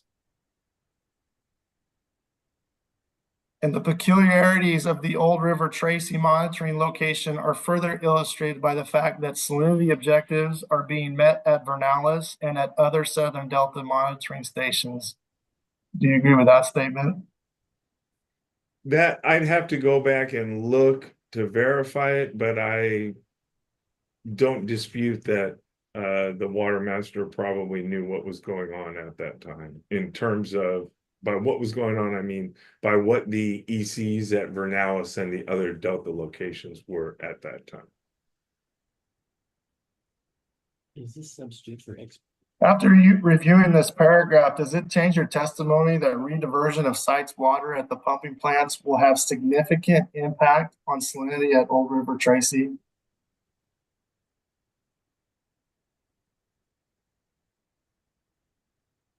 Oops, we're on mute. I'm sorry, can you repeat that? After reviewing this paragraph, does it change your testimony that rediversion of sites water at the pumping plants, Clifton Court 4 Bay, Banks Pumping Plant, Jones Pumping Plant, will have significant impact on salinity at Old River Tracy? Reaffirmed. Yes. Well, it does not change it. In fact, it reaffirms it, and I will again repeat if there's we've seen the discussion of null flow areas and in regards to sediment, and so there would be the possibility or potential that the occlusion of Doherty Cut and West Canal sediment has been caused by or impacted by export pumping. The fact that there's an old river rock barrier required to maintain water levels is as a result of export pumping. And then the fact that these two conditions help create a null zone, then the salinity tends to concentrate as the same water sloshes back and forth in a degraded channel, is the exact condition that I identify as a problem. And so I think the peculiarities of the old monitoring location and this paragraph in general reinforce the analysis that I have. Well, based off this analysis or based off this paragraph, do you see that the water master's decision was to not initiate enforcement? Yes.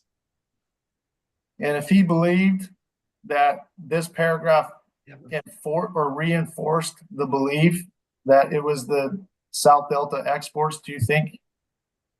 Well, I mean, you know what? That would be speculation. Yes, thank you. Real quick question. I think we clarified it in the yesterday, but it's not just Mr. Ruiz and Mr. Wilson in the room, is it? Is there another person in the room? John Herrick. Mr. Herrick's here with us. So I keep seeing you look to the left. Is Mr. Herrick to your left, Mr. Wilson? Was right. It's probably, you're probably getting a mirror image. It was very disconcerting to look at myself on YouTube last night and it looked reversed. But okay. Yes, Mr. Herrick is this direction. Mr. Rees is this direction. Right. Just for the record, this is John Herrick. When you hear me talk, that's because I'm prompting Mr. Rees, who's on camera, if I think there's an objection that needs to be made, rather than me moving over there in camera. You're not directing your witness though. I resent that, and no, I am not. Let me clarify, no. Mr. Herrick, you're welcome to, I mean, you and Mr. Rees can work things out for objection-making purposes, however you'd like, but neither of you are on camera, so. Oh, that's right. It's regardless. I don't know if you saw on my face, I smiled, Mr. Herrick. I wasn't making a claim of anything, so We'll just make that for the record. I'm not making an objection, nor I'm making an accusation. I'm almost done. And I've lost my place.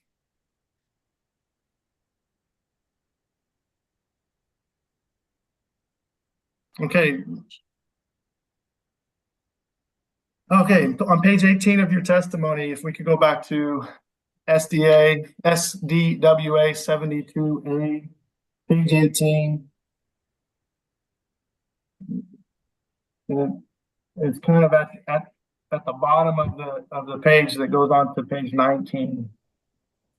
So it talks about water levels. You state that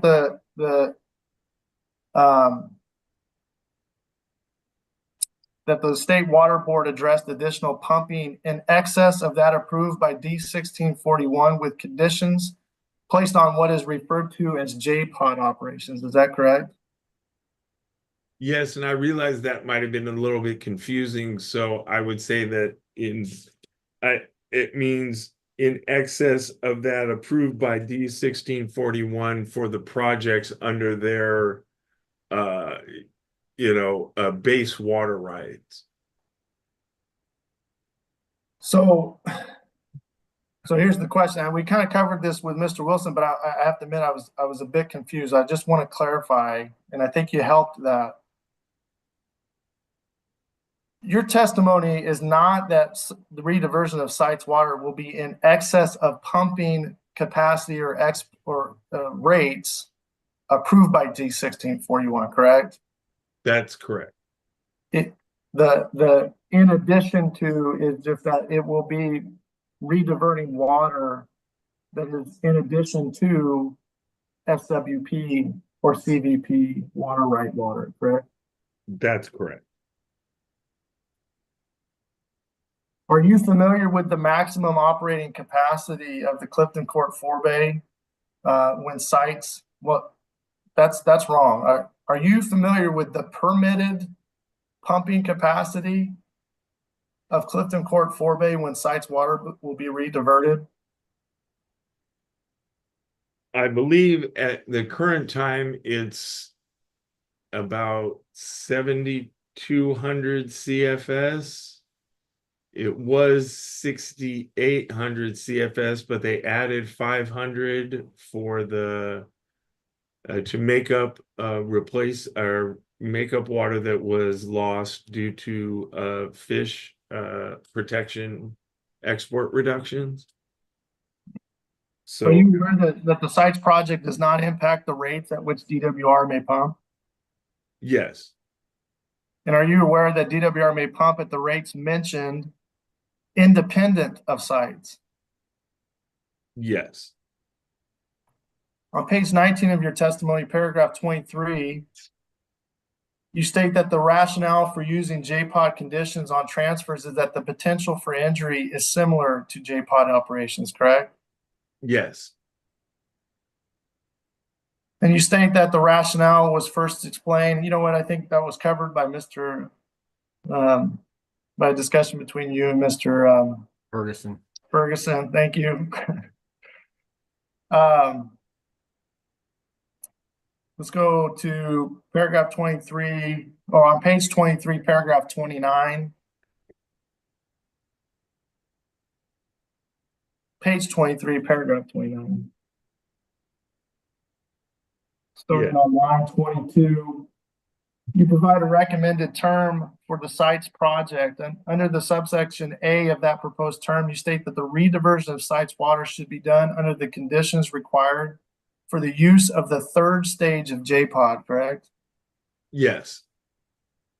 And what is your understanding of those conditions for the third stage of J-pod?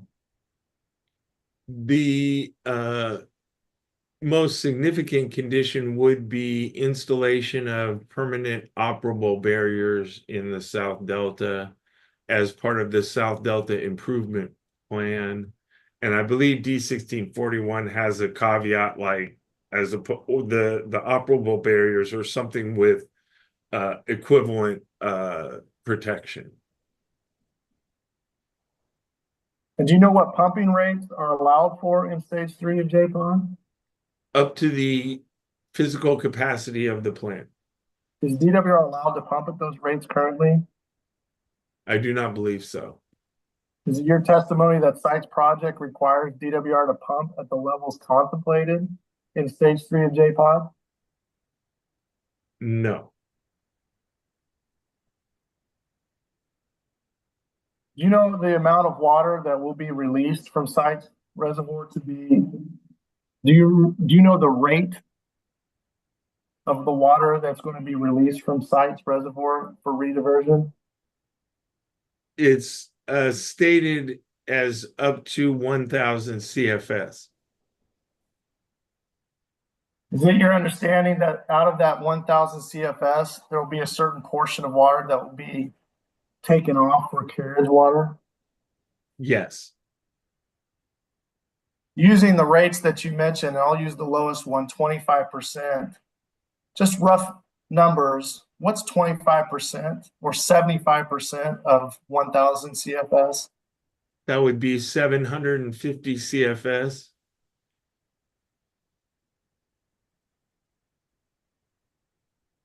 So based off that just rough calculation, is it your belief that site rediversion of site's water will require DWR to go above and beyond its permitted export capacity? No, it is not my opinion. So why do you suggest stage 3 JPOT conditions for the site's permit? The main reason I did is because of the permanent nature of an approval. So for example, water transfers may be mostly approved for 1 year. Some long-term transfers are approved for longer periods of time. But this is a permanent increase. And when you think about it, there hasn't even really been an increase in the actual pumping rates in the South Delta at these two export locations. And it's permanent. It's a permit. If this permit were to be granted and conditioned, and then went and was constructed and started making beneficial use of water, that water right would be perfected and would be and it would be a significant effort to try to take it away or address it, as opposed to a water transfer that goes away on its own. So the reason that I went to the stage 3 joint point requirements was mostly because of the permanent nature of the approval. On lines 13 through 15 of the same paragraph, I think, you also state that the permanent operable barriers as part of the South Delta Improvement Program are feasible. Is that correct? Yes. What's the basis for that statement? The basis is in comparison to the construction of a 1.5 million acre foot reservoir and 7 saddle dams.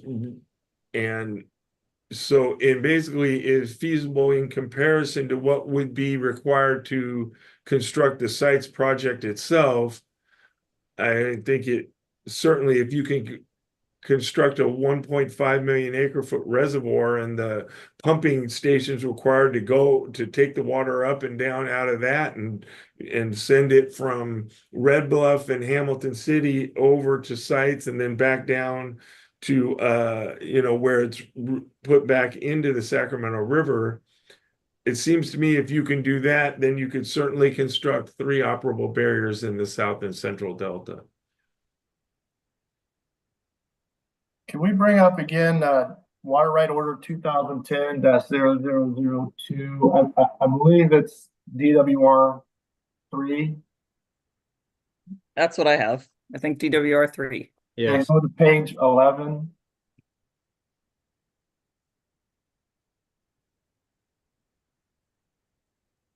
I want you to draw your attention to the last full paragraph on this page so we can scroll down.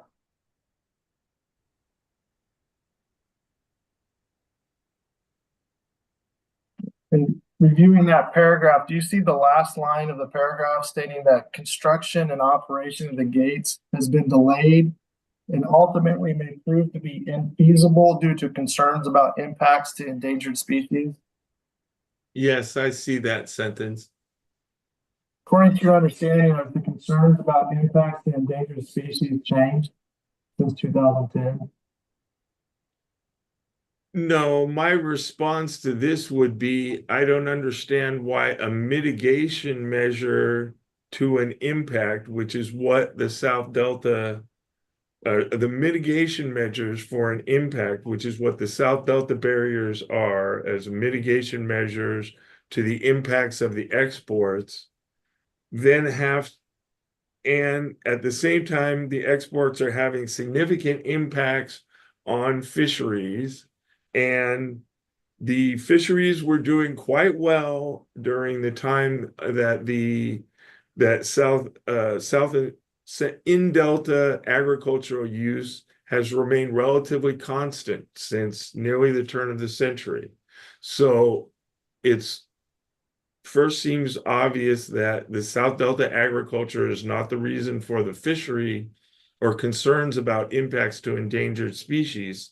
So it doesn't make a lot of sense to me to look at the feasibility of a mitigation measure when the party that's actually requiring the mitigation, there would be the ones that should have to address the concerns about impacts to endangered species. I guess that's a long-winded way of saying that, again, I don't think that fishery concerns are three operable barriers in the South Delta are not the cause of, wouldn't be the potential cause of fishery concern or impacts to endangered species. The real cause of that is the large export pumps, and we're addressing all the impacts of those.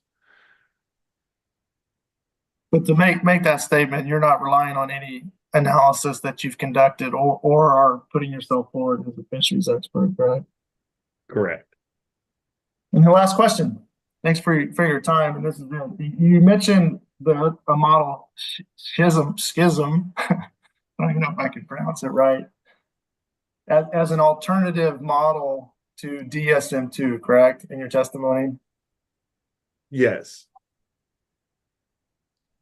Would you support the results of that model?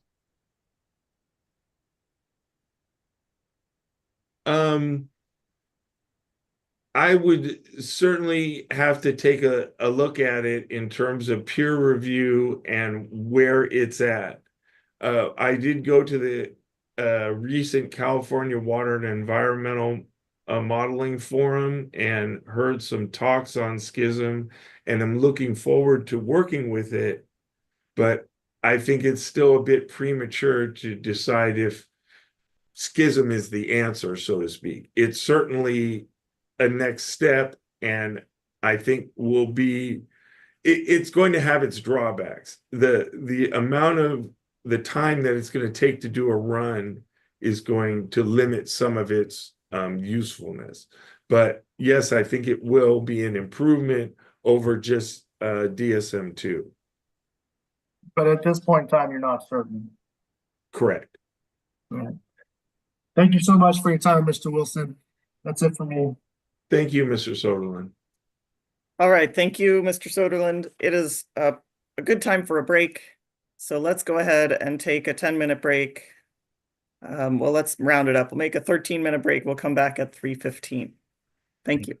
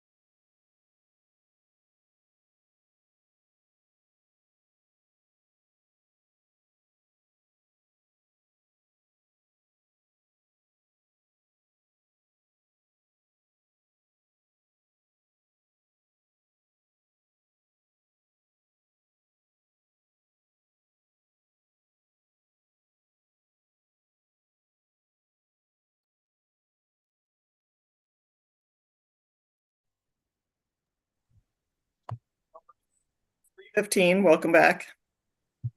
Hello? And I'll look to our court reporter. Are you ready for us to go back on the record? Yes, I am. Thank you. Great, thank you. And we have now completed Mr. Soderlund's cross-examination, so I will look to Ms. Mendel-Rice. I believe you're up next if you have questions for these two witnesses. I do. Thank you. Mr. Burke, I plan to start with you. And Mr. Wilson, I just have a few questions for you at the very end. Mr. Burke, my name is Jenna Mandel-Rice, and I represent the State Water Contractors. I'd like to start with paragraph 6 of your testimony, and that's SDWA 2A, I believe.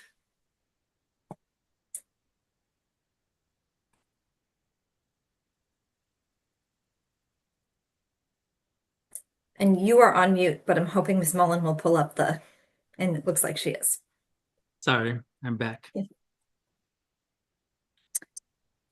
And Ms. Mullen, we're looking for paragraph 6, please.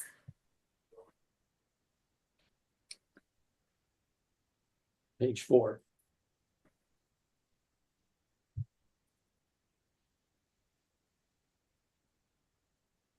Perfect, thank you. Mr. Burke, in paragraph 6, you indicate that the CVP and the SWP will both acquire additional water from the volume of water that will be stored in site's reservoir. Yesterday, you testified that the State Water Project has storage in sites. Is that correct? I found out further through this hearing process that the State Water Project is not going to be a water contractor within Sites Reservoir. Thank you. And then continuing on paragraph 6, you indicate that any increase in CVP or SWP will worsen the impact that these diversions are having. When you say CVP or SWP, there's no word that follows that logically to me or necessarily. So will you CVP or SWP what? CVP and SWP South Delta exports. The exports coming out of South Delta pumps for the purpose of the Central Valley Project and the State Water Project. But my analysis didn't differentiate between the two. My analysis just evaluated increases in exports from the South Delta pumps. It would probably be more clear to actually leave off CVP and SWP in description of the export analysis that I've conducted. And so if I understand you correctly, what you're really referring to throughout your testimony, even when you're saying CVP or SWP, what you're really talking about is water that is exported at the South Delta pumps. Is that correct? That's correct. Yes. A few more follow-up questions just on the language in that sentence. When you say these diversions, again, you're referring to diversions or exports at the South Delta pumps, correct? That's correct. And what export rates are you referring to numerically?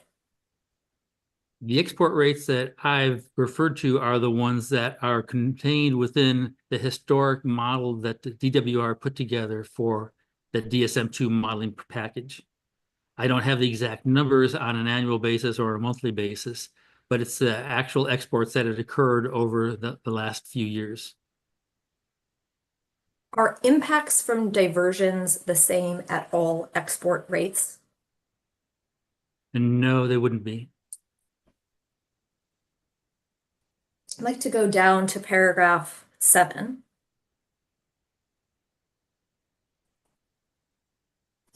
I understand from your discussion with Mr. Soderlund that you modeled the impact of the natural flow pattern from the existing South Delta exports. Is that correct? I compared the flow patterns from the existing South Delta exports to a no export condition. That's correct. But you have not modeled or done a quantitative analysis of changes to the impact on water depth, water quality, or water availability. Is that correct? I have conducted an impact on water depth as a result of exports from the South Delta export pumps. But not on water quality or water availability.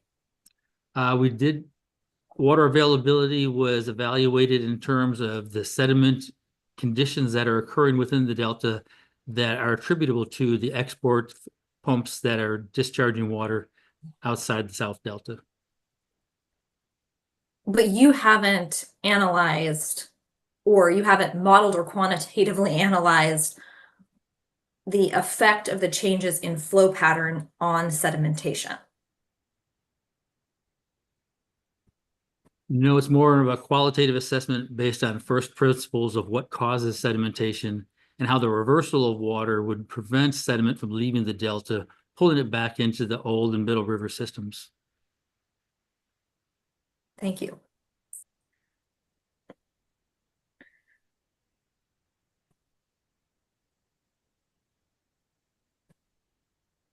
Going down to paragraph 8, you indicate that the model output for the alternative 3 scenario was compared to the no action alternative scenario.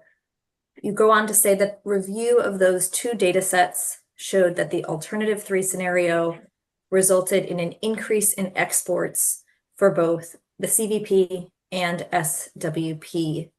Is that a correct statement of your testimony?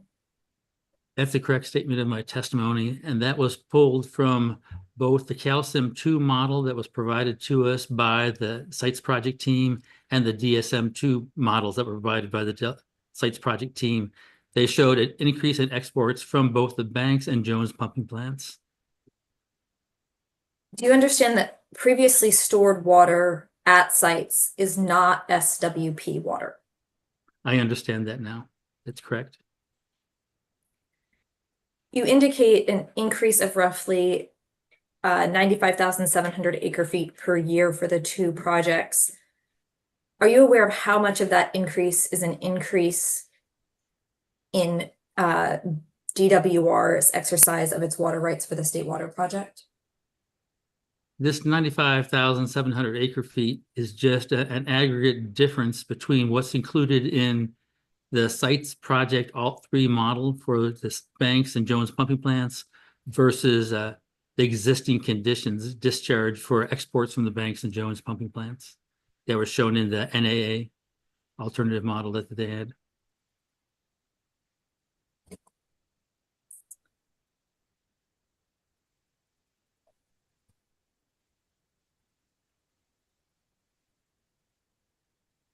What factors do exports at the South Delta pumping plants depend on?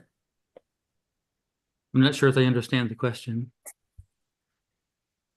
Are there reasons why the export rates at the pumping plants might change, for example, from month to month? I would assume demand would probably affect some of the changes that would occur. Water availability and storage to meet those demands would probably change from month to month, and water year type. Wouldn't it be relevant to understand the months in which those exports to sites would occur to understand the impact that or rediversion from sites would have on the Delta? That would give you a better resolution to how the change in impacts would vary from month to month based on the change in exports. But that wouldn't change the fact that additional exports will result in additional impacts to the water levels in the South Delta. But again, it is relevant to understand what months exports would be occurring in to fully understand the impacts of those exports from If you wanted that to are refine, rediversions from sites. I'm sorry, I didn't mean to interrupt you. So the court reporter is going to hate us. I think you understand my question, so please go ahead.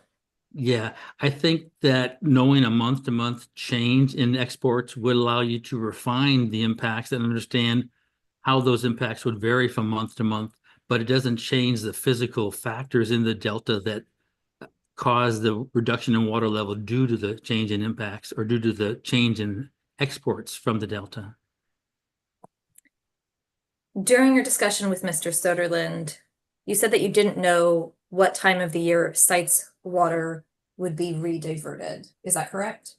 I didn't evaluate those characteristics of the rediversion, no.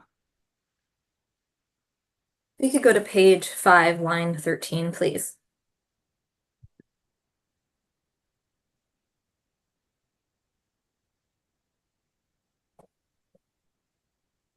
Okay, and you indicate here that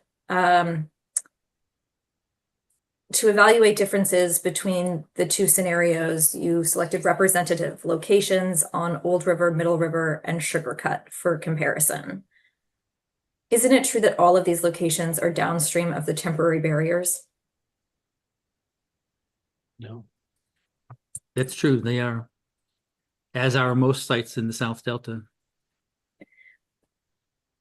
When you turned off exports in your DSM2 modeling simulation, did you remove the temporary barriers as well?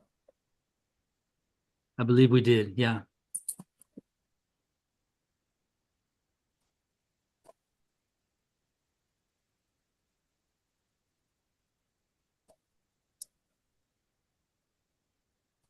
I'd like to talk about figure 2 now, and I apologize, I don't have a page number, Ms. Mullen, but my guess is it's down below here.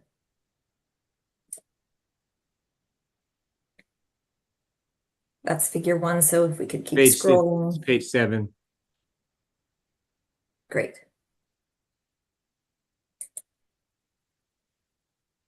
When you were speaking with Mr. Soderlund, I believe you said that you were not sure whether the agricultural barrier was installed during the period that is shown in this figure. Is that correct?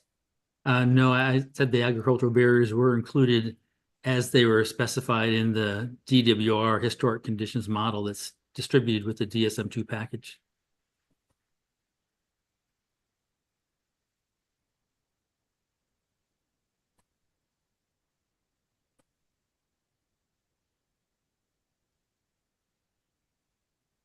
If you go to paragraph 12, please.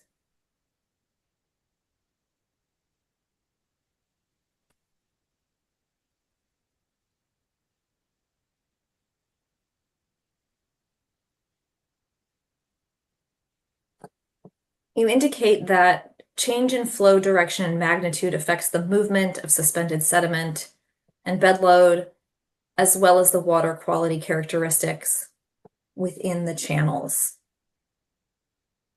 Factors other than exports impact sediment load in the Delta. Is that correct? Yes, there are a variety of factors that would affect sediment load other than exports. Exports are really only affecting the direction of sediment movement within the channels, but it's not necessarily changing the load. You go on to say that this change in flow significantly affects the normal flushing flow in the Delta, allowing sediment to move into and out of the South and Central Delta area. When you are saying flushing flows, or when you refer to the flushing flows, where is the sediment going in those flushing flows? A normal flushing flow would allow the sediment to move downstream towards the Delta. That would move from the Old River and Middle River through Grant Line Canal and the downstream end of Old River out towards the Delta. Isn't it true that the State Water Project removes suspended sediment from the South Delta when it exports water? Could you repeat that, please? Isn't it true that the State Water Project removes suspended sediment from the South Delta when it exports water? I don't think they go about purposely trying to remove sediment, but through the Clifton Court forebay, they're given the fact that there's stagnant water, or not what you call stagnant, but very low velocity water, much of the sediment would probably fall out. Doesn't the State Water Project also export salt load when it exports water? It definitely does. Wouldn't the increased export of salt load reduce salinity in the South Delta? No, it wouldn't necessarily reduce the salinity in the South Delta because that salt load eventually comes back around and is reintroduced into the South Delta because of the application of those South Delta exports on irrigated lands south of the Delta. that irrigation water infiltrates into the groundwater and seeps back into the San Joaquin River through the natural groundwater flow in that direction. And then also through irrigation returned water, it flows through drains back into the San Joaquin River. At the time the export occurs, does export of salt load reduce salinity in the South Delta? I have to think about that for a second. I don't think it would, no, because it's not like it's a fixed pool of sediment that's now being drained by the exports. As water is exported through the South Delta export pumps, new water is being drawn into South Delta, replacing that. That new water has its own salt load associated with it that now replaces the water that's been exported. So you're discussing this on the basis of, or your testimony is that on the basis of the fact that it could be reintroduced by another action. What you're talking about is the net salt load or the net salinity in the South Delta as a function of those two. Could you point out which statement you're referring to? So I'm not specifically referencing a statement right now within your written testimony. What I'm trying to understand, I think, is what you just attempted to say, which is you are not the act of you are not disputing that exporting water, which reduces salt load, would also reduce salinity in the South Delta. I don't feel. Let me rephrase. Okay. You don't dispute that when the State Water Project exports water, it exports salt load. I feel that when the State Water Project or any water project exports water, they take salt along with the water. I don't know if it's necessarily reducing the salt load to the South Delta because the water they're exporting is being replaced at the same rate from other sources, which each of these different sources may have its own salt load. So as water is drawn through the Clifton Court Forebay or out Jones pumping plant, new water is being replaced from Old River coming down from the north. It's being replaced with water coming through Middle River that's now flowing backwards into Old River, and it's pulling more San Joaquin River in through Old River towards the South Delta. So all those different sources have their own salt load with it. I'm not sure what the balance of that would be, and I would hesitate to say that the exports is actually having a net reduction of salt in the South Delta area.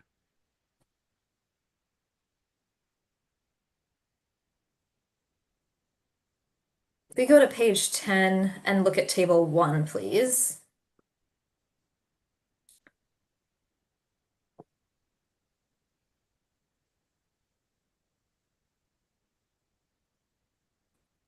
And I apologize, I might have my page numbers wrong here again. We're looking for table 1. If someone knows it, I think I originally wrote these questions before this had been corrected. It's on it's on page 11. Thank you. You include this table both in your written testimony and in your summary of written testimony, which is SDWA 6A, correct? That's correct.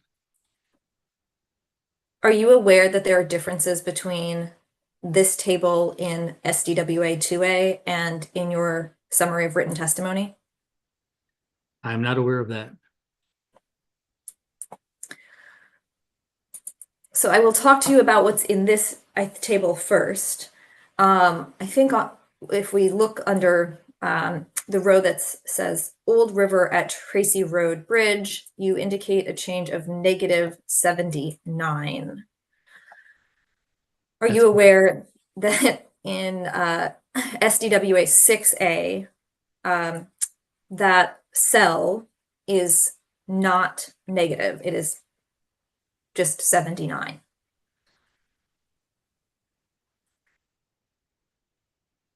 Let me take a look at that table.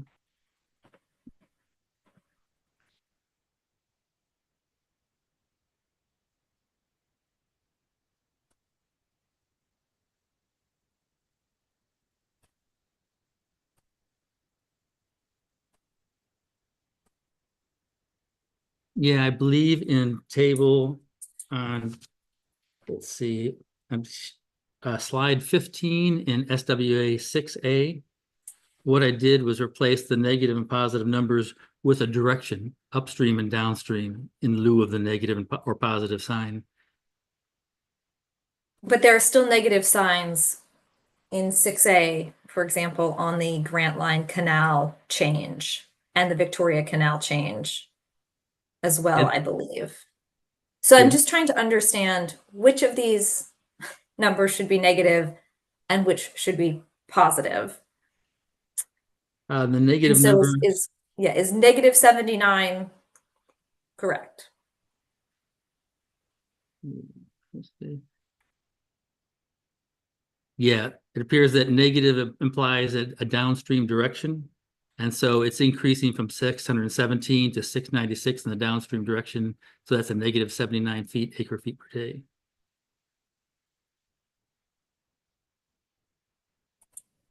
And so when you say in SDWA 6A in the same table, when you're referencing downstream, what are you referencing?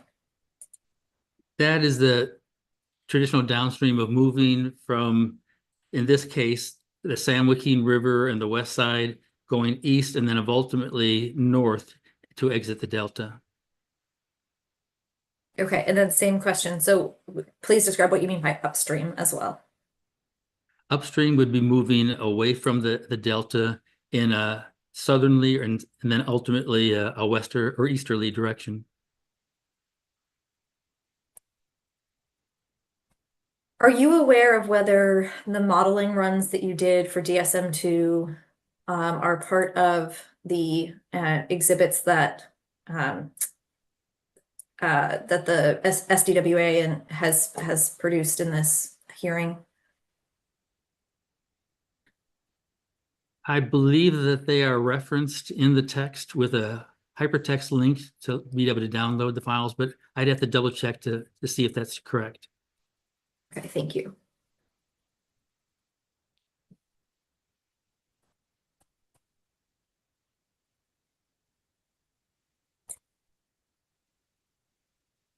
You want me to check that right now? No, not right now. Thank you. Okay. I will make a request of Mr. Ruiz if we are not able to access those modeling runs, but I appreciate the that you think that it has been included. So when you're looking at the width exports, what months of the year were included? How did you determine the width export export rate that went into this table? That was a mean daily flow going through all years and averaging that mean over the days that were included in the DSM-2 model for the years that we analyzed, which I believe was 2000 or 1998 to 2010 water years. And so it only includes that kind of 11 or so year period, correct? Yeah, that 13-year period, that's correct. Okay.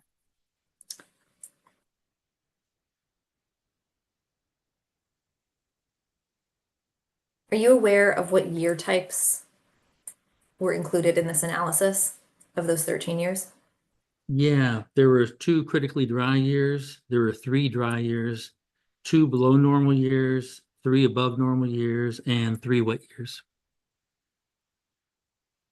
I tried to find a period that had a relative balance between dry and wet years.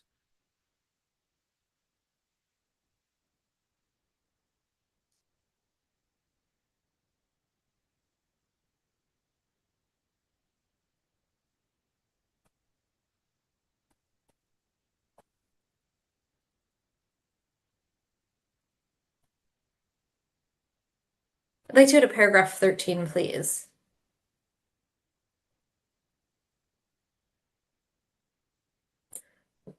You indicate in this paragraph that Middle River experiences dramatic impacts from changing flow pattern. Without South Delta exports from the projects, Middle River has a mean net daily downstream outflow of 1,900 acre feet per day. with the addition of project exports, Middle River experiences a mean net daily upstream flow of 4,950 acre feet per day. Does that accurately summarize That's correct. the section of this paragraph that I read? I'm sorry, repeat that, please. This accurately summarizes those sentences from this paragraph. Is that correct? That's correct. Okay. And what is the source of this information? This would be the DSM-2 model developed by DWR version 8.2.1, and it's looking at the diversions that or exports that they included in their model for the historic condition covering that period. And what was that period of time? 1998 through 2010 water years.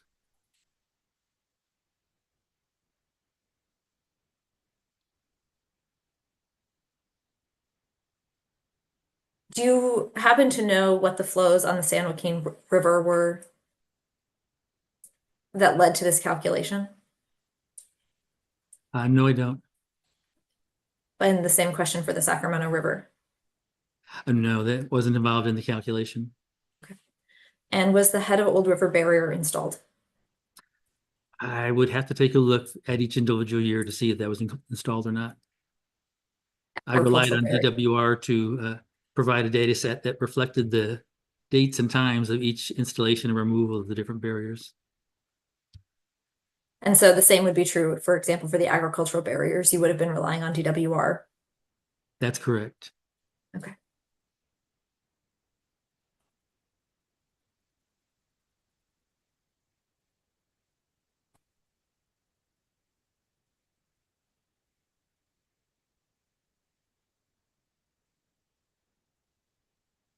Just give me a moment. I'm making sure that I have asked all of my questions and I'm not repeating questions. So bear with me for just a moment.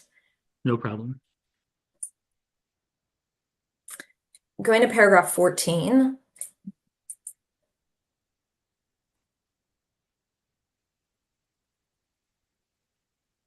Starting on line 25, you indicate that on November 20th of 2023, the water level in the channel was so low that a portion of the channel came close to being completely dry. This was during a low tide period, but not an exceptionally low tide. You are referring in this paragraph to the Middle River Channel, correct? That's correct. Okay. And this observation you made is based on a single observation on a single day, correct? A single observation and a video taken of the flow conditions at that day, yes. And did you observe this personally, or was this an observation made by a third party? It was an observation made by a third party. And you acknowledge that this was a period of low tide, correct? It was a period of low tide, but not an extremely low tide. We look back at the historic record for the low tide at Martinez that's driving the tidal fluctuation into the delta. And this was a fairly common low tide that I don't recall the exact number that would have occurred once every 10 to 12 days, something like that. And we definitely do not see this type of condition once every 10 to 12 days. So it shouldn't have been the driving force that caused this low water level condition. What are all of the factors that impact water levels at this location? You'll get the Sacramento River that may be coming down into the South Delta. You've got the San Joaquin River adding water to the South Delta. You've got exports going through the South Delta export pumps. You've got irrigation diversions occurring within the different channels and irrigation return flows that are also going back into the existing channels. And what are all of the factors that affect sedimentation in the Middle River at this location? I couldn't say what all the factors were, but some of the primary factors are sediment that's brought into the system from the San Joaquin River, erosion that may be occurring along the banks of the existing rivers, and the ability to flush that sediment out of the system due to downward flows going out of the South Delta, or downstream flows going out of the South Delta. Can we go to figure 10, please? And I believe this is page 16, but again, the corrected version might have it on a page after.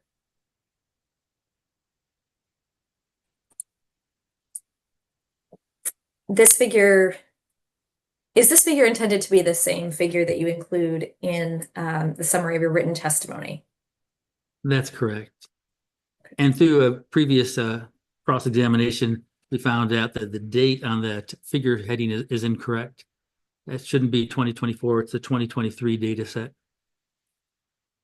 Are you aware that the DSM-2 center line depicted in red on this does not follow the same line as the line that's presented in the test, sorry, in the figure in SDWA 6A? I'm not sure what you mean by follow the same line. It's not the same. The red line is not the same between the two figures. No, I'm not aware of that. I would have to take a look.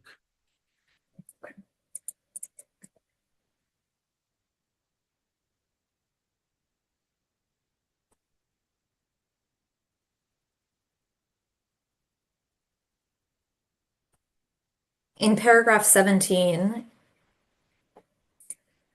you state that as can be seen in the figure, the flow area that DSM-2 thinks is in the channel is very different from what was observed at the site on that day.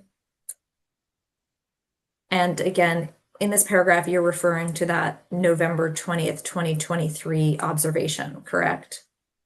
That's correct. And that's a single observation That's correct. from a third party. From a third party with video documentation of the conditions of the channel at that time. Thank you, Mr. Burke. I have no further questions for you. Thank you. Thank you, Ms. Mendel-Rice. I may have just a handful of questions for Mr. Wilson, if you will indulge me. That's right. You do. No, that is fair. Thank you for reminding me. I promise to be short here.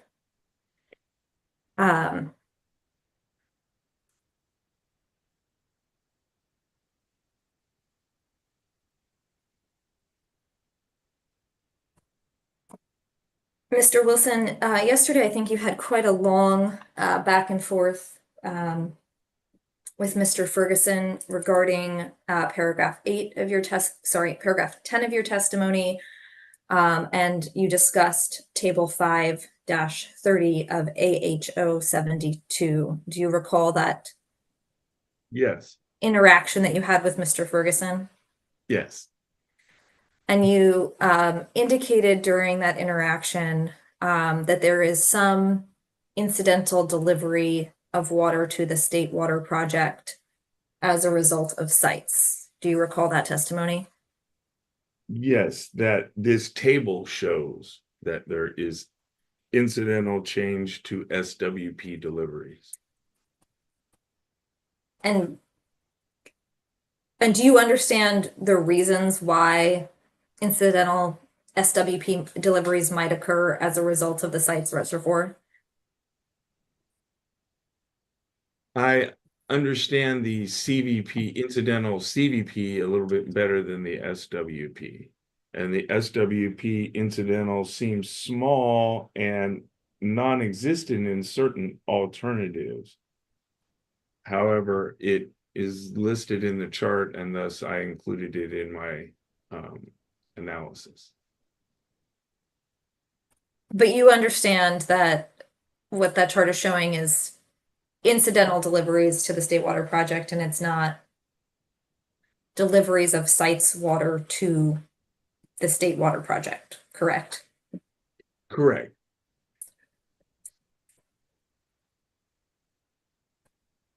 I just have one clarifying question with regard to paragraph 11 of your testimony. I believe it's page 8, lines 20 through 23. And again, if I have the page number incorrect, I'm sorry. I, again, did these questions off of the not corrected testimony. Now I'm trying to translate to correct it. But I believe in this paragraph, you say that a review of the site's FEIR EIS indicates that the magnitude of these rediversions will be significant, on the order of up to 200,000 acre-feet per year, or up to 350,000 acre-feet per year when all factors related to the site's project are considered. What do you mean by all factors related to the site's project in this sentence? What is identified in the table, which would be CVP operational flexibility, incidental changes to SWP deliveries. Let me see if there's anything else.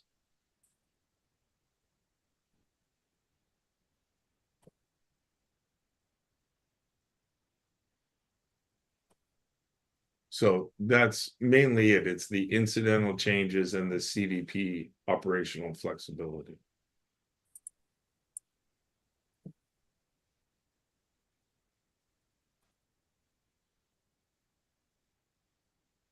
And that's based on your reading of the table in AHO 72. Correct.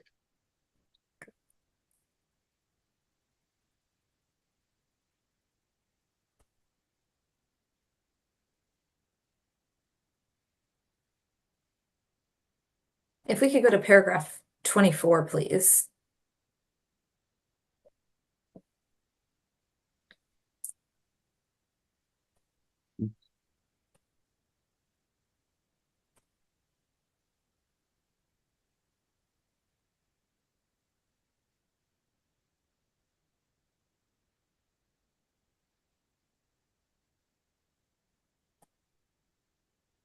Paragraph 24 indicates that finally additional export pumping at CCF JPP has the potential to increase the sediment load in south and central delta channels, negatively affecting channel morphology.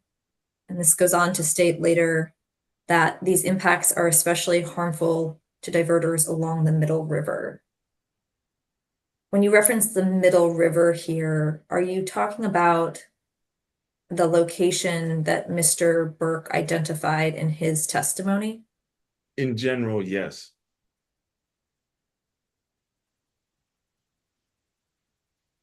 Have you performed any quantitative analysis on the extent of state water project flows affects that segment of the Middle River?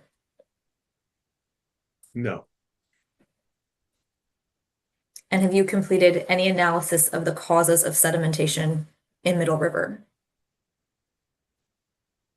Not a quantitative analysis, no. Thank you. I have no further questions for these witnesses, but I think I would note, and I just had somebody looking at the links that Mr. Burke referenced.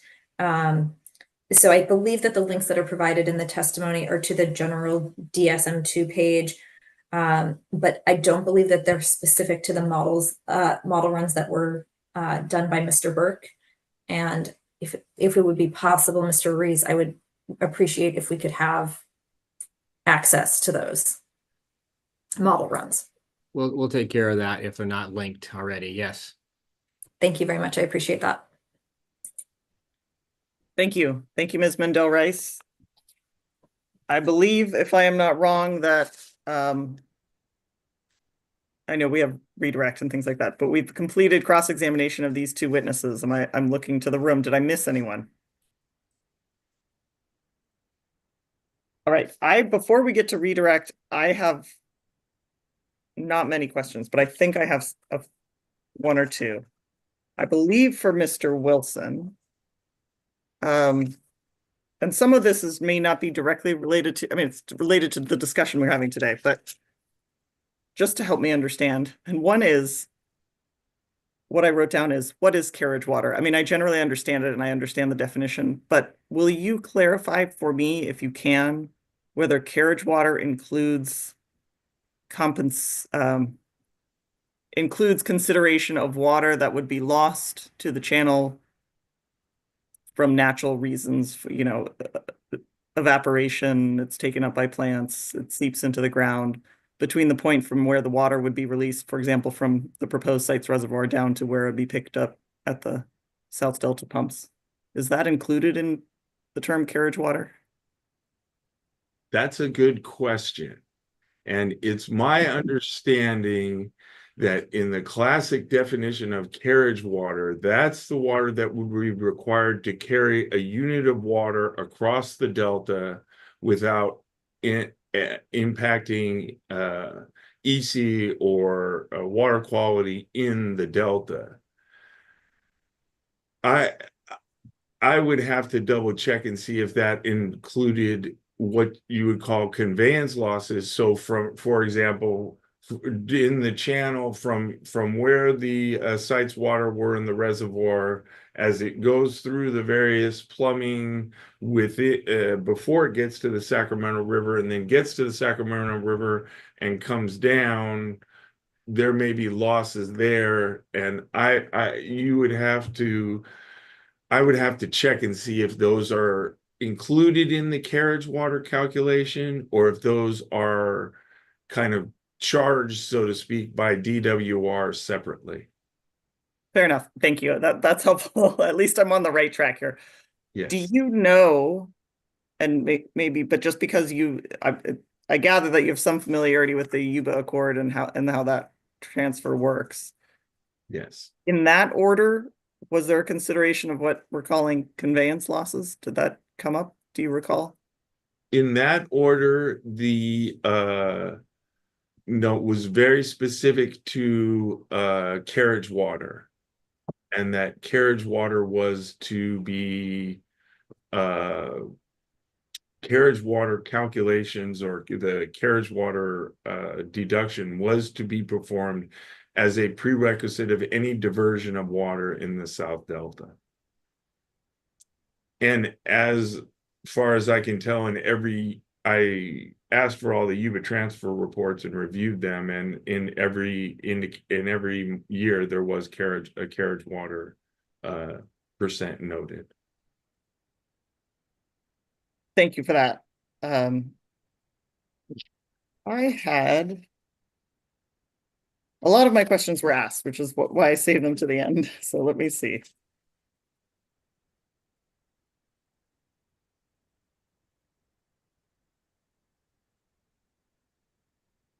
So with respect, I'm looking at, I don't think we need to bring it up, but to orient you, I'm looking at page 23 of your testimony. It may not be you don't have do you have a corrected version? I may be looking at, in any case, I'm looking at the section where you include a proposed permit term, which starts with rediversion of water at the Clifton Court forebay and the Jones pumping plant pursuant to this permit is subject to compliance by the operators of these pumping plants with the following. And my understanding is that this term, as you crafted it here, is very similar to what was included with respect to the Yuba transfers. Is that right? That's correct. And there's some, I did a slight, I would say formatting modification, but in substance, it's similar, with the exception of the stage 3 joint point, two terms that are included in every cross delta water transfer that I could see. I looked online on the division's website, and that I could see since the Yuba order has occurred as well. So it's a very standard term that's placed in all water transfers. And I would specify cross delta water transfers, or transfers that add Clifton Court and Jones as points of rediversion and increase the amount of pumping that would be absent the transfer. And following up on that, do you know, can you help me understand, if you know, whether the referenced water quality and water level response plans have been adopted? I don't even know if adopted is the right word, are in place. Are those happening? There is a 2004 water quality response plan that is still in effect. And water level response plan that is still in effect, and was submitted as a exhibit with the sites. I believe it's a sites exhibit. And then in terms of a water quality response plan, there was a water quality response plan in 2004 that was approved I haven't seen in many recent orders a reference to it. So whether it is in effect or being adhered to or administered, I don't know at this time.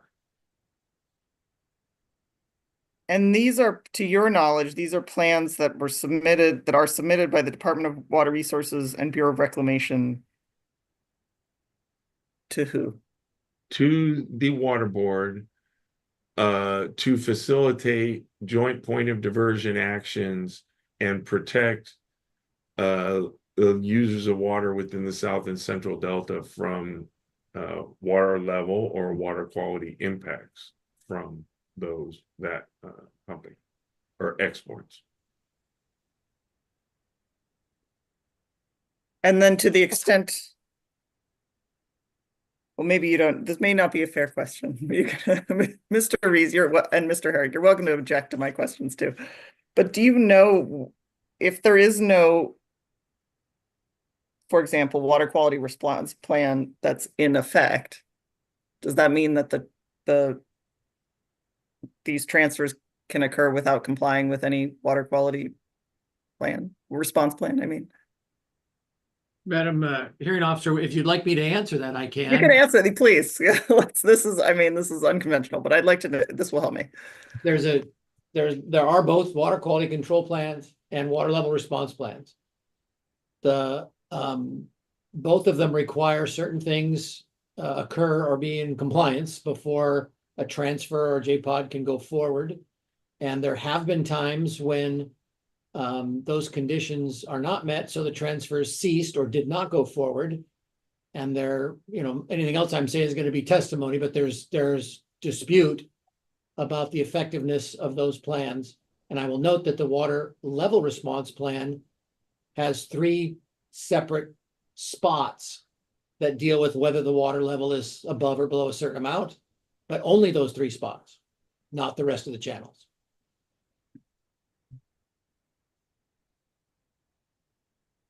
Thank you.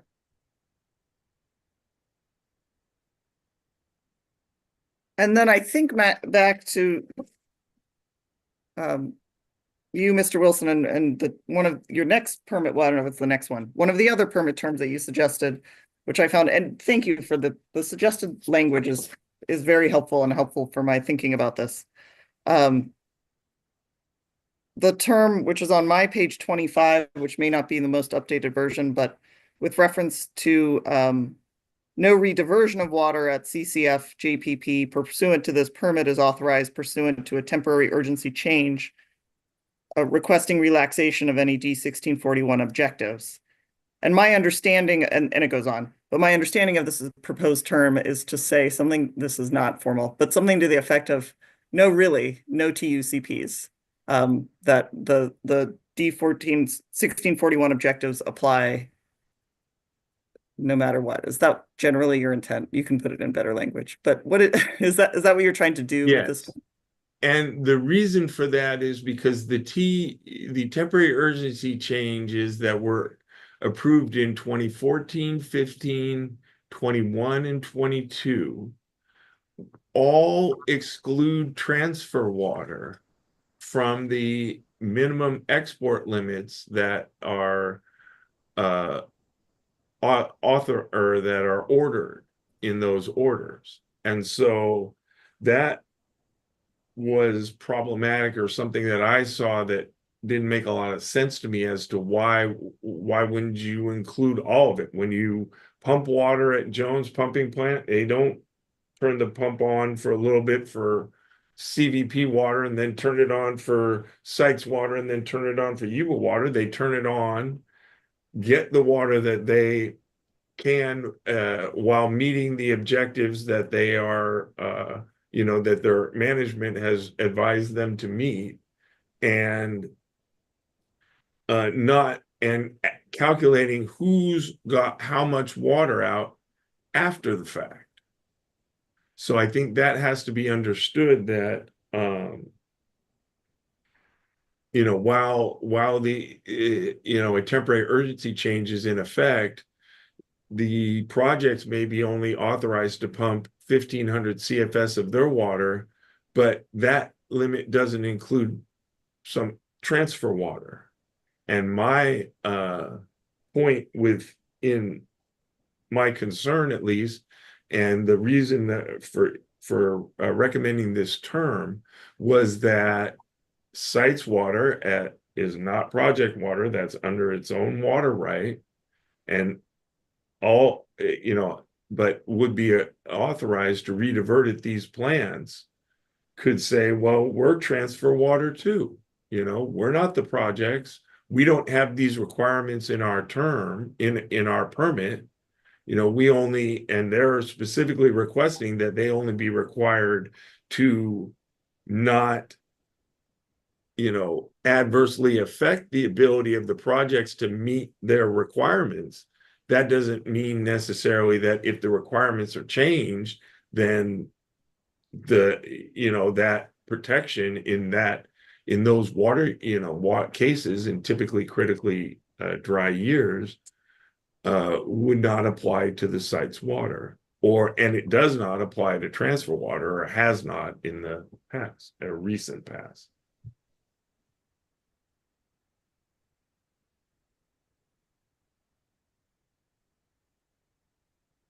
So I think and that this is helpful. Thank you. I think so. The purpose of the term, and I'm just trying to reflect back what you said to me, is to make more clear, even though in the past these approvals of TUCs have not relaxed objectives for transfer water. No, they did, or they did. I'm they confused. did relax objectives for transfer water. In addition, when they set limits, like an export limit, they excluded transfer water from those limits.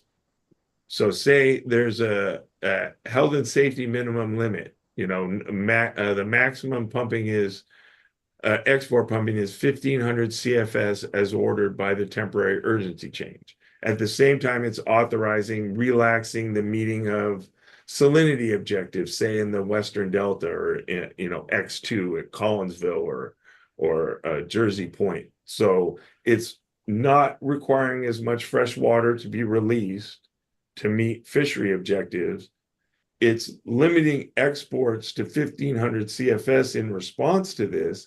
However, transfer water is not counted. And so then when you go to the calculation of figuring out what's going on, it makes it even more complicated. Well, we only, the projects could tell you, we only transferred, say, we only exported 1,500 CFS of our water, but then we also exported 4,000 CFS of transfer water, or however much the total transfer water turned out to be. Thank you. And in terms of how this, I'm thinking about how a term like this might, whether it would actually be enforceable. And of course, the immediate thought is, well, if you wanted to accomplish this, you'd come in with a temporary urgency change petition and say, let's relax the standards and also temporarily suspend this permit term. So we're allowed to relax the standards. But maybe that's not true. I didn't know if you thought about that possibility and you thought the term had either value in terms of just the language of expressing intent, or whether it has value because there's more of a process involved. I mean, sites would have to come in for the temporary urgency change and go through that process. And I think that's another area to note. In the 2014, 15, 21, and 22 TUCs, only the projects filed for the temporary urgency changes. The water right holders who did water transfers did not file for the temporary urgency change, and the UBA water right holders did not file for a temporary urgency change. However, all their water was still moved and still exported. And the point, I think, for this term, first, it's definitely a notification that at least the board at the time the permit was issued, you know, if you had something like this in there, did not intend for this water to be moved during time periods when a temporary urgency change was in effect. The other thing, I think, if you look to strict enforcement of this term, what you might be able to do is put some pressure on the management that then directs the operators on how they operate the project. They may operate more conservatively if they know they're not able to meet objectives. The other thing that may occur is that if site's water is not allowed to be diverted during temporary urgency change conditions, perhaps the site's water should be used to meet the objectives that are not being met as the reason why the temporary urgency change is being filed. So you have the potential to start to change some of the behavior, perhaps, of relying on temporary urgency changes instead of planning ahead and avoiding the need for temporary urgency changes. Thank you for that, for those comments. I had one more question, which I'm trying to figure out how to articulate, and maybe you can help me, but it's with respect to the graphs. I don't think they're labeled, but they're graphs that you included with respect to flow, showing flow At Verona? At Verona. And then your paragraph 15, which discusses the 117-day long-term memory, if you will. And then your conclusions here, let's see.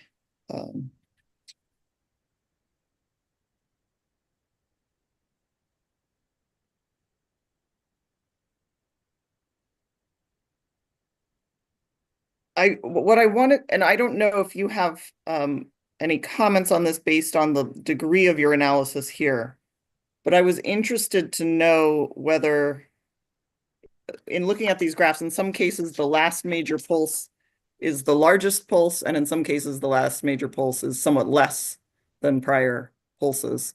Did you investigate at all whether that made a difference in this connection that you found between meeting salinity objectives in the following April through September periods? No, and I think it gets to a point of calcium and the limitation of the 30-day monthly average. When you're looking at, if you look at these pulses, and let's go to just real quickly, page 11. And if you look at the Verona, just take water year 2008, for example. You'll see at the bottom, you can look through January, and you'll see that there's a pulse, and it comes up and down, and then it comes back up. I want you to imagine the volume under that, and I promise I will graph this for you to show you visually.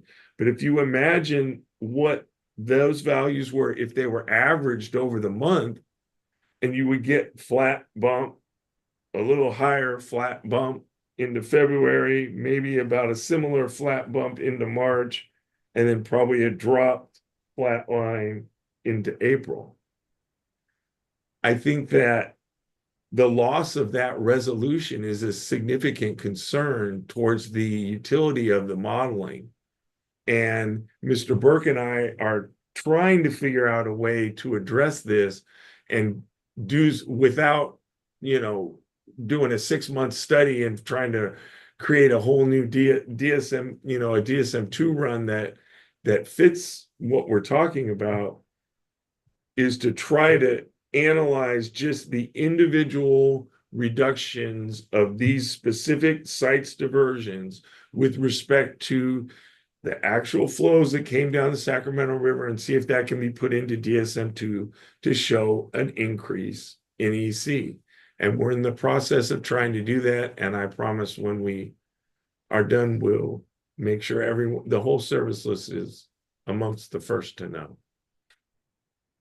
Thank you for that. Thank you, Mr. Wilson. I really appreciate it. And I think those are all the questions I have for now. So with that, I will turn back to Mr. Reese. Do you have, based on the questions and my questions, do you have redirect for these witnesses? We do have redirect, and I'm going to trade seats with Mr. Herrick, and we have redirect. So Great. When you're ready, you can proceed.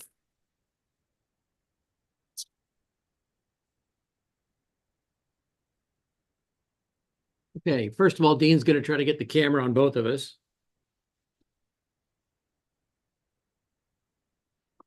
Oof, I'm all washed out again.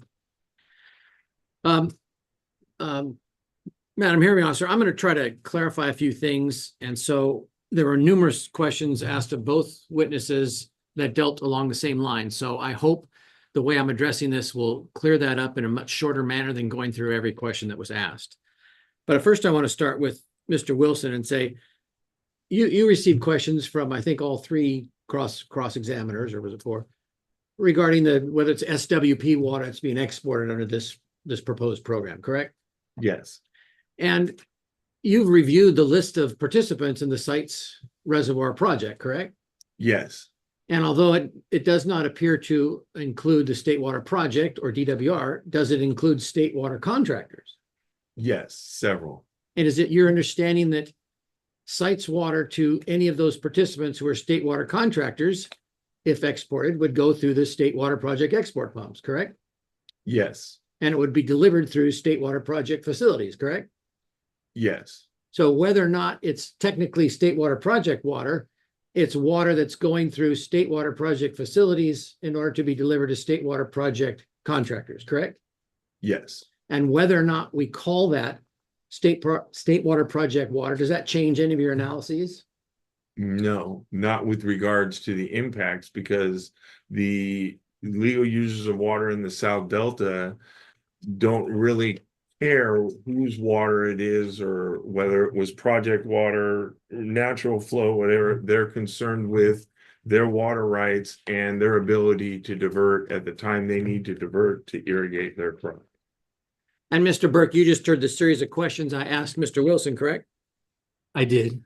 And again, whether or not we call it State Water Project water or the water that's being delivered to state project water contractors, does that change any of your analyses? And not at all. My analysis was based just on the total exports, regardless of whose water it may have been. Thank you. Could we bring up South Delta 6 and go to page 4, please? That's the PowerPoint summary presentation by Mr. Burke. And it's the map.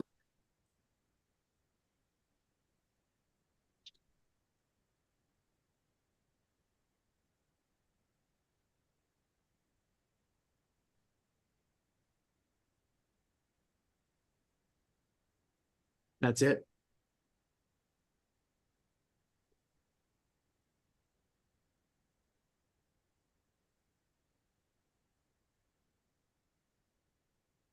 Does it get bigger? There we go. Okay. Mr. Burke, this is a map you provide on page 4 of your summary of testimony, correct? That's correct. And excuse my color blindness, the red lines, short lines that you've put there indicate the places where you conducted certain analyses, correct? That's correct. And Ms. Mendel Rice asked you if those places were upstream or downstream of the barriers. Do you recall that? That's correct. And you answered that they're downstream of the barriers. Would you like to reconsider that statement? Yeah, I'm sorry. I confused. That we got a little confusing. All of the areas are upstream of the barriers. There's a barrier on Middle River. We got one on Grant Line Canal, and we've got Old River barrier. All of these sites are upstream of those particular barriers. Yes, and they're actually substantially upstream of them, correct? That's correct. So there's no impacts from being downstream of a barrier on your analysis because they're all upstream, correct? That's correct. The barriers act to hold water upstream to increase or attempt to increase depth in the channels. And just for clarification, these barriers go in generally every year and they're taken out every year, correct? That's correct. And they're, for the most part, made of rock, correct? They put rock in the channel. Yeah, it's a rock barrier that's poured across the channel, and then they put culverts with flap gates into the rock dam itself. And sometimes they'll even have a weir off to the side of the rock barrier, allowing more flow to go above a certain elevation. So the barriers are designed to allow certain amount of the high tide to go in, and then they try to trap the high tide. Is that correct? That's correct. Leading? The rock, I was getting there too. Yes, there will be lots of leading if the hearing officer allows me to. I'm just trying to go fast, but I can go as slow as you'd like. I am going to, I'm going to allow it here in the sense of we're explaining the physical nature of how these things work. So in this case, overrule. Thank you. And I don't mean to, be testifying. I'm just trying to go through it quickly to give a better explanation of what all these questions dealt with. Now, Mr. Burke, you and Mr. Wilson were both asked questions about why you concluded that additional exports either lowered water levels or trapped or caused siltation or trapped salinity. Do you recall that? yes, I do. Now let's go back and do a little explanation here. The San Joaquin River is at the far right there of this map, correct? That's correct. And the San Joaquin River flows north and then separates off, or Old River separates off it, correct? That's correct. And Middle River separates off Old River, correct? That's correct. And farther down farther down Old River, we have other channels that come off of it, including Grant Line Canal. Is that correct? That's correct. So let's just do a hypothetical here to explain what goes on. So if you have 2,000 CFS flowing in on the San Joaquin, you understand that? I do. And then if that water enters the South Delta, it disperses through the South Delta channels, correct? It will, yes. And if that water is sufficient in volume to overcome any depletions from the area, then it will flow downstream towards the Central Delta and out towards the bay, correct? That's correct. And if it's insufficient, then it won't flow, correct? If it's insufficient based on existing demands in that area, no, it won't be able to flow out to the delta. And that was my next question. One of the things, amongst the things that decrease the flow of water are local diversions, correct? That's correct. And of course, evaporation. Is that correct? Evaporation and infiltration. And how about evapotranspiration of any riverine habitat? Yeah, vegetative plants along the channel banks will also draw water from the channel. Okay. So now let's add exports to this picture. So exports take water from generally the southwest part of the South Delta, correct? That's correct. And when they turn those pumps on or open Clifton Court Forebay, water flows into those two facilities, correct? That's correct. And does the water only flow from Old River going north to south, or does it come from other places? It'll flow from Old Checked River. again. I mean, this is overly specific in terms of the questioning. They're very leading and very specific, and I'm not even sure it assumes a lot of facts. And let's do this, Mr. Herrick. If you can open up your questions somewhat so that it's not, you're not marching your witness through, for example, every factor that affects flows in the area, but ask it more openly, and we'll proceed that way. But you can follow up if there's something you think your witness misses. Thank you. I'll try to do my best. Again, I was trying to go fast and I apologize. Mr. Burke, when the export pumps start operating in this scenario we've created, where does the water come from to go to those facilities? It comes from several different locations. The first being Old River. It'll flow from north to south as it's drawn towards Clifton Court Forebay. It also comes down Victoria Canal, flowing in a westerly direction. It comes in from Grant Line Canal down further south, and also on Old River at the southern end of the South Delta area. And depending on the level of exports, does it also draw water from Middle River flowing upstream? Yes, it will. Because of the barrier and because of the water movement on the upstream end of Old River or upstream end of Middle River, the Middle River flow will change direction because of the gradient. It's now higher at the downstream end than it is in the upstream end. And so it reverses direction, flowing down into Old River, contributing to flow that finally makes it to Clifton Court Forebay. And Mr. Burke, the flows on the San Joaquin River that would normally pass by where Old River breaks off, do those flows ever reverse flow towards the pumps? They can, and that was one of the reasons why the head of Old River barrier was often put in place is to keep that flow from coming into Old River. Now, Mr. Burke, if there's any particle of silt that's in the water that would normally flow downstream, what happens to that particle of silt when the pumps are pulling water upstream on Middle River, perhaps upstream on the San Joaquin, and both directions on Old River towards the exports? What happens to that particle? As more water is drawn into the export pumps and flows change direction, they'll all start moving in a westerly direction. On certain rivers like Victoria Canal and Middle River, they're actually going to change direction. So they previously had flushed sediment out towards the delta. Now they're not able to flush sediment out. So they're pulling that either towards the export pumps or it's settling out in those channels because it's not being flushed out. Sediment in Old River and Middle River will finally make it down to the western end of Old River, where there has been a lot of sediment deposition, and some sediment deposition will also occur in Grantline Canal as the water starts making its way towards Clifton Court Forebay. And does that process or description you just gave result in particles of silt that move towards your red line on Old River? Yes, sediment will move towards that red line that I've identified at the Old River at Tracy Road. Now, Mr. Burke, does the same thing happen for any particle of salt that comes into the South Delta? Does it also go down towards your red line on Old River? Yes, salt tends to remain suspended in the water column, so it will move in the same direction as whatever the flow direction is going into.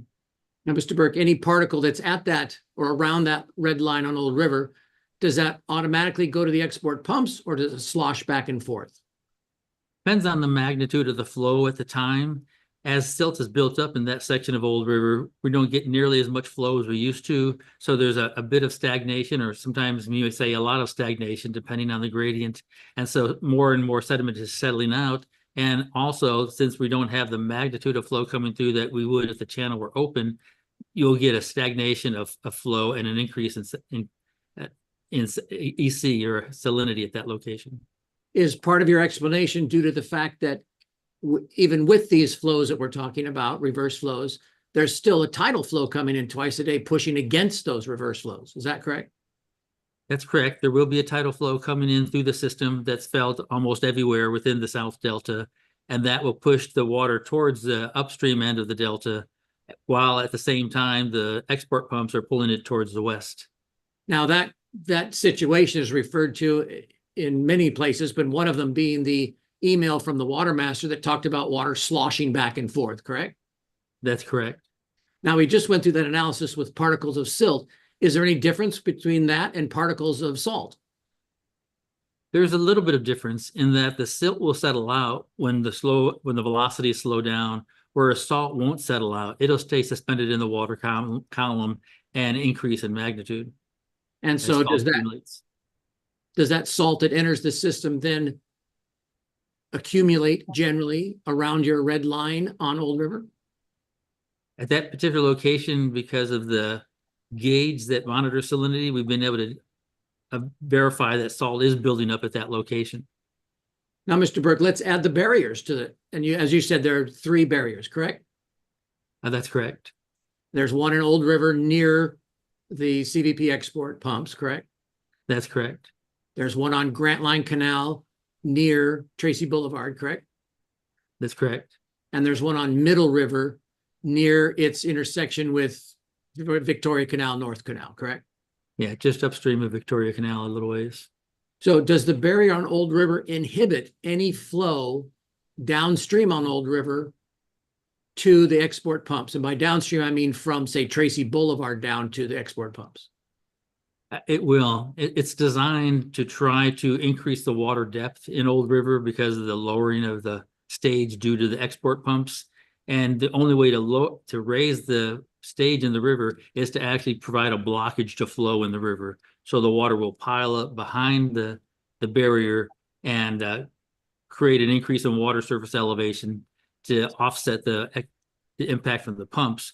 But a consequence of that, it's a bit of a two-edged sword, is that when it's raising the water level to try to compensate what the export pumps are doing. It's also slowing the water down and allowing sediment to fall out of the water column. Please don't anticipate my questions, given my extremely effective redirect. That's a joke for anybody listening. So Mr. Burke, then the barriers are indeed, they're meant to prevent water flowing that direction, correct? That's correct, they are. And so when you prevent the water from flowing in that direction, does not the salt and silt accumulate in those areas upstream of the barrier? It will. And the magnitude of the reverse flow that we talked about is a function of how exports compare to the water flowing into the South Delta, correct? That's correct. And so your point that you've been making and trying to explain is that incremental changes in exports have incremental effects on the problem we just identified by talking about salt and silt, correct?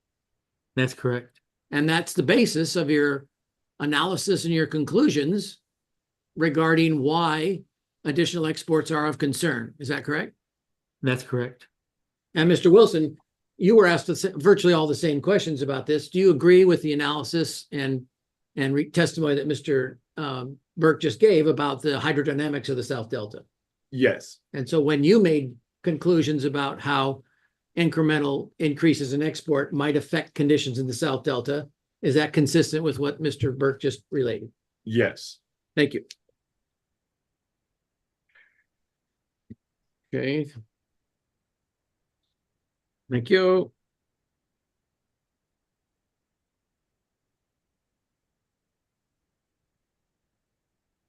Mr. Wilson, I believe you were asked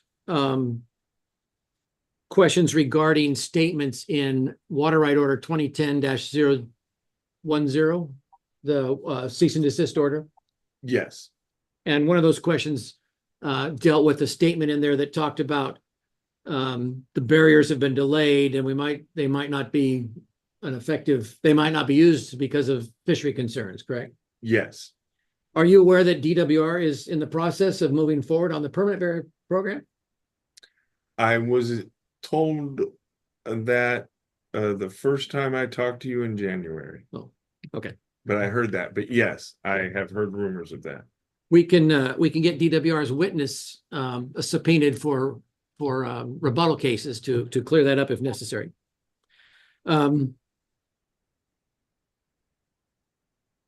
Now let's go to DWR4, which is that email that was raised by Mr. Sonderland. Was that it? Anyway, that's DWR4. Would you like us to bring it up, Mr. Yes, Herrick? please. Yes, please. Sorry. Yeah, I think Ms. Mullen was on it. I just wanted to make sure. Okay, I don't mean to be pushy. Dean, why is it so small? Is there a particular part you'd like us to scroll to here? Yes, we can go back to that paragraph 4 that was discussed.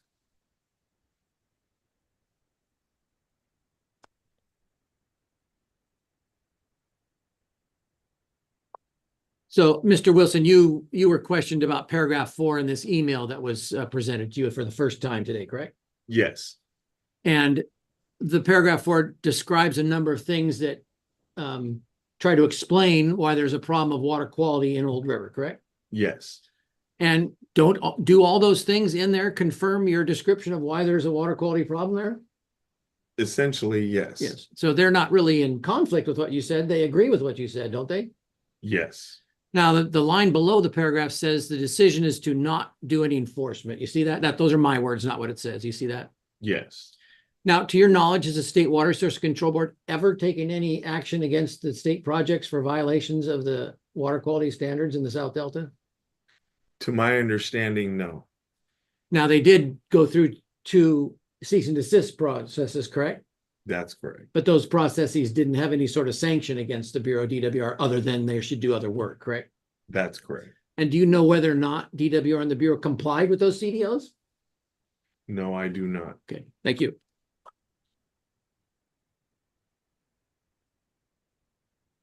Put that. Again, and bear with me as I go through the questions, sorry. I'm going in reverse order from what was asked.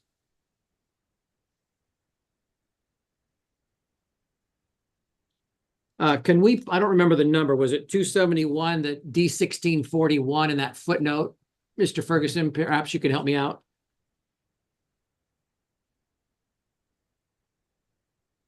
That sounds right to me. Yeah, I think it was two, Sites 271. I believe that's the correct number. If we could bring that up and then go to the page we were on, which was 119. 119. Thank you, Dean. I think it's actually 194. Oh, sorry. Oh, thank you. My dyslexia. Dean. Anyway, as it's coming up, Mr. Wilson, you were asked some questions about that. The terms in footnote 2 on the water quality control plan that it dealt with the standards as they were being set, correct? That's correct. And the footnote 2 dealt with how 30-day or how running averages were calculated, correct? Yes. Okay. So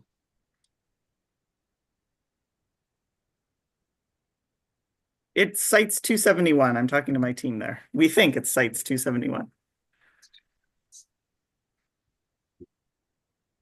It's AHO 271. I think Oh, that's that's the problem. It's AHO 271. That's my fault.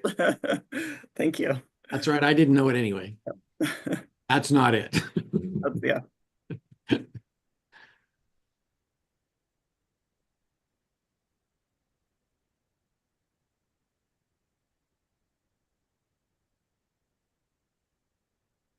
That's not it. So it was not AHO 271. maybe it's AHO 277. That's Look at that. 240. Ain't have it. Sorry about that. There we go. Thank you. And it was page 194, is that correct? PDF page? There we go. And if we could pan down, yeah, pan down to that footnote 2. Now, excuse my eyeballs here.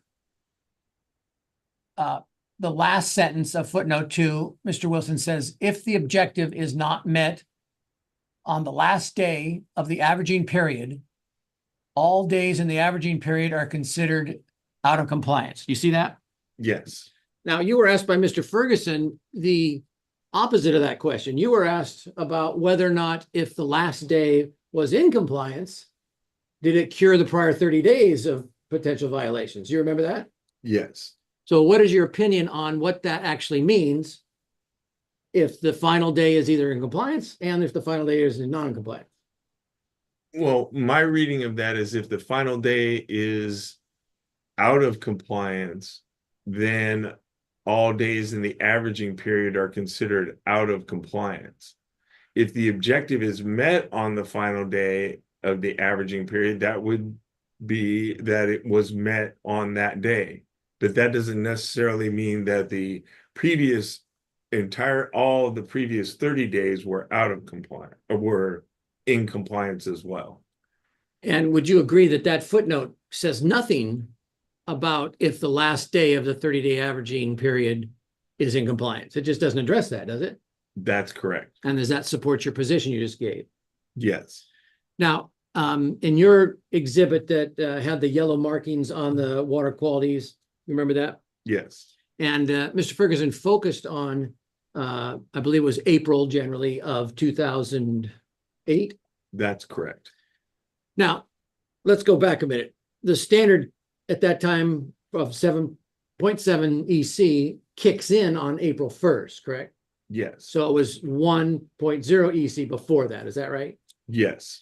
So when you get to April 1st, in order to do a 30-day average, you'd have to go back into the time when the standard was greater than 0.7, right? Correct. So there's a transition there in April from April 1st to 30th before you actually have a 30-day average of a time frame when there was 0.7 required, correct? Yes.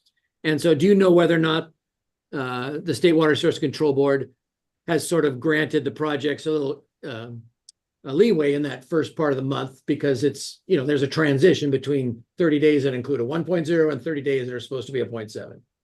It's my understanding that the State Water Board has agreed not to enforce or fine the projects out of compliance if for the first 30 days until the 0.7 is fully in effect. And regardless of however April of any year looks, your exhibit indicates that there are numerous violations of the water, numerous exceedances of the water quality standard in the standards in the South Delta, correct? Yes. And do you know offhand whether or not those violations go all the way back to 2005 when it was first implemented? I did not go beyond 2000 or prior to 2008, so I do not know. Do you have any feel for the magnitude of the number of exceedances? Is it near 1,000 or more? If you don't know, that's fine. It is very large. And so whether or not April of 2008 should be ignored from your chart, is it your testimony that the reason you put that chart in there is to show the numerous violations that have occurred over the years? To show the numerous exceedances. Exceedances, thank you. And of course, as we already asked you, there aren't any enforcement actions after those violations, have there been? Correct. Thank you.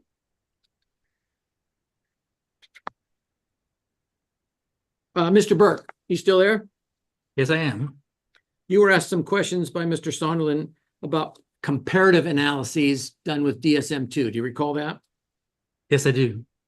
And you, of course, did some comparative analyses with DSM-2, correct? That's correct. And your comparative analyses were excuse me, I'm sorry, I'm going too fast. Were your comparative analyses an attempt to show trends resulting from increases in exports? Yeah, I was trying to show how the water level would change with variations in exports from the South Delta to indicate what additional exports might have and continue to do with it lowering of water surface elevation in the South Delta channels. And is that sort of, excuse me, so your intent was not to examine specific impacts, your intent was to examine trends, is that correct? That's correct. Since the Sites Authority hasn't been able to define exactly what their exports will be, what we wanted to do is to find out, are exports causing an impact in general?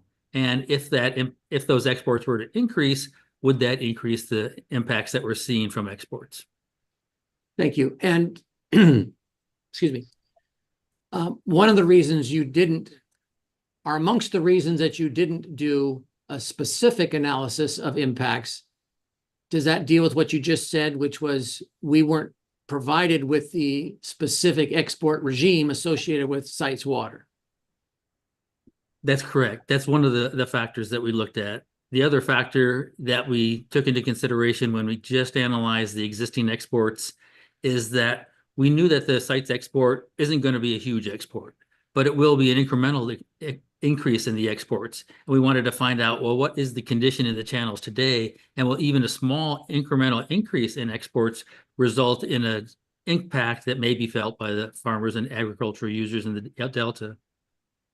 And Mr. Burke, another reason that you didn't do a specific analyses of impacts, doesn't that have to do with your presentation regarding the shortcomings of the DSM-2 model used by the Sites Authority?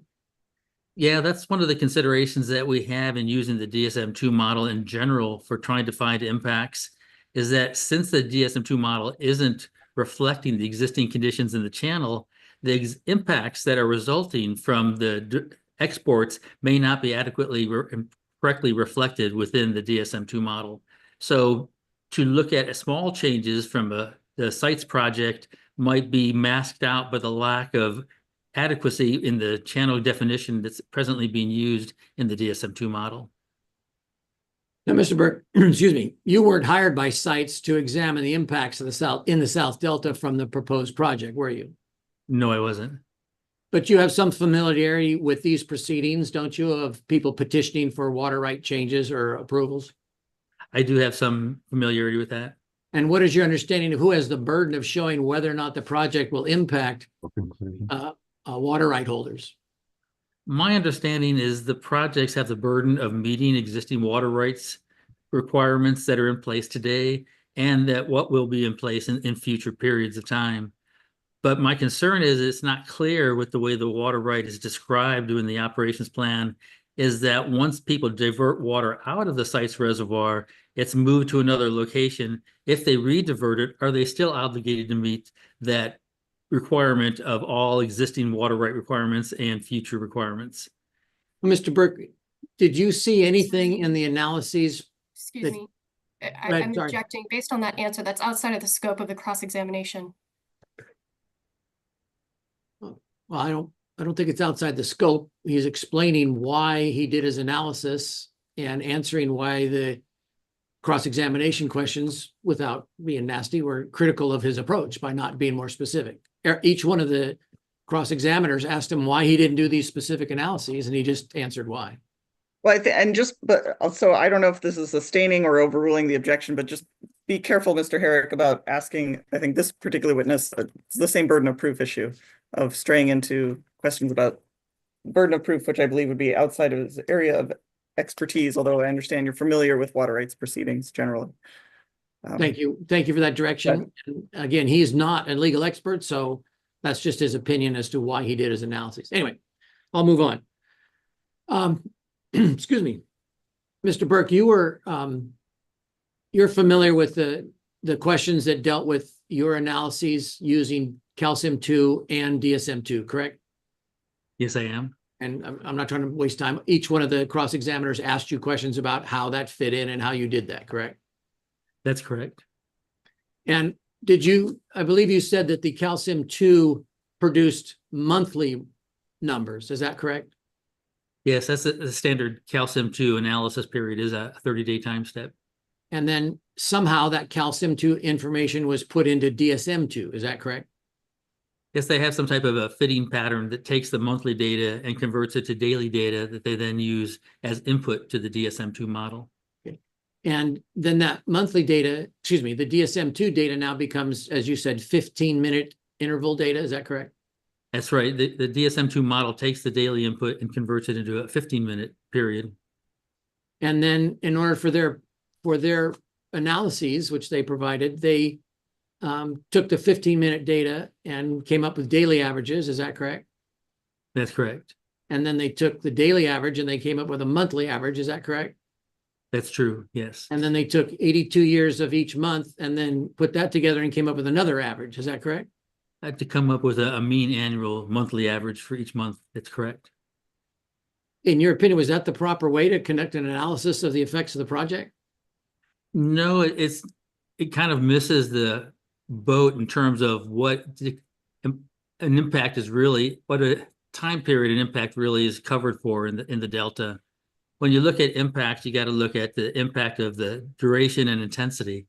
And when you have an impact to farmers that are trying to divert from the delta waters, when they need to divert for crops or whatever, they need to divert today or maybe tomorrow or within the next 2 to 3 days. They're not going to be able to plan on a monthly average for what the water levels are going to be. They have to respond to what the water levels are on any particular day. So when you start looking at monthly averages and comparing a with and without project on a monthly basis or a mean annual monthly basis, you've completely drowning out the impacts that might happen on a day or weekly basis, which is the duration at which impacts are really felt within the delta for water users that are trying to irrigate. Mr. Burke, do you recall being asked why you selected that the Middle River location near Undine Bridge as a point of analysis? Do you remember that? I do. Now, Mr. Burke, is that a problem area in the South Delta? That's an area that has been problematic for several years now. So is it correct to say that you provided a problem area as an example rather than a non-problem area? That's correct. And in your opinion, the best way to evaluate the impacts of a project are to look at times when there were problems. Wouldn't that be correct? That's true. So that would the same would go for whether you're looking at high flow years, right? That's correct. So if you have a high flow year, do you generally have any problem with water quality? It's much less of an issue when you have a high flow year because you're flushing water out of the system at a much faster rate.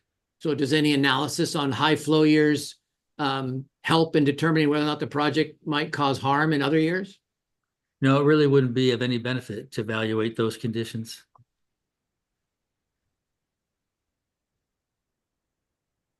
Mr. Burke, you were asked questions about Tom Paine Slough, your analysis of Tom Paine Slough. Do you recall that? I do. And I just want to make sure we're all clear here. Tom Paine Slough's upper end, and by that it would be, I guess, the upstream end, does not connect to the San Joaquin River, correct? No, it does not. I mean, there's a levee along the land there that would prevent water unless there's a flood, right? Yeah, there's a levee there, and the channel itself disappears into just small drainage and overland flow ditches along the side of the road. Okay. And your analysis, you were asked various questions about your flow curve and going through the control structure. And you remember those questions? I do. And your analysis is that according to the DSM-2 model provided by DWR, different export rates change the flow weights through the Tom Paine Slough control structure, correct? Yeah, the different flow export intensities will lower the water surface elevation, which will thus lower the amount of water that's able to get into Tom Paine Slough. And you've had communications with the diverters from Tom Paine Slough, is that correct? Yes, I have. And they do experience times when they don't have enough volume, is that correct? Yes, they do. That's correct. And in your opinion, based on your analyses, are exports a factor in determining how much water they have in their channel to divert for irrigation? I believe the amount of water that's able to enter Tom Paine Slough is directly related to the irrigation or the exports that are operated through the South Delta export pumps. Thank you. I'm going to object to Mr. Burke's last statement to the extent any of it depended on hearsay. My answer to that would be Mr. Pellegrini is the next witness tomorrow morning who's going to testify to just what Mr. Burke said, and Mr. Burke's been talking to him. So if Mr. Burke is misleading everybody, we'll know tomorrow morning on cross-examination of Mr. Pellegrini. And I'll have a shorter ruling that, which is noted for the record. The hearsay objection is noted. Thank you. Thank you. Mr. Burke, you had a number of questions were given to you by, I think, Mr. Sonderland again, regarding, whether or not exports were the cause of people on Middle River having diversion problems. Do you recall that? I do. And do you recall his description of, well, if the channel bottom's going up, isn't that the reason they don't have enough water? Do you recall that? I do. Mr. Burke, isn't the channel degrading due to siltation an existing condition? Yes, it is an existing condition. And so whether or not it's developed recently or 20 years ago or is ongoing forever and ever, that's the condition against which we analyze our impacts, isn't it? That's correct. It should be the existing condition that any changes are judged against. So if the exports, according to your testimony, lower and potentially can further lower water levels in Middle River, isn't that what we're trying to examine, whether or not that causes harm? Absolutely. We're trying to find out whether or not the water level change within Middle River is to such an extent that it's going to adversely affect diverters along the river.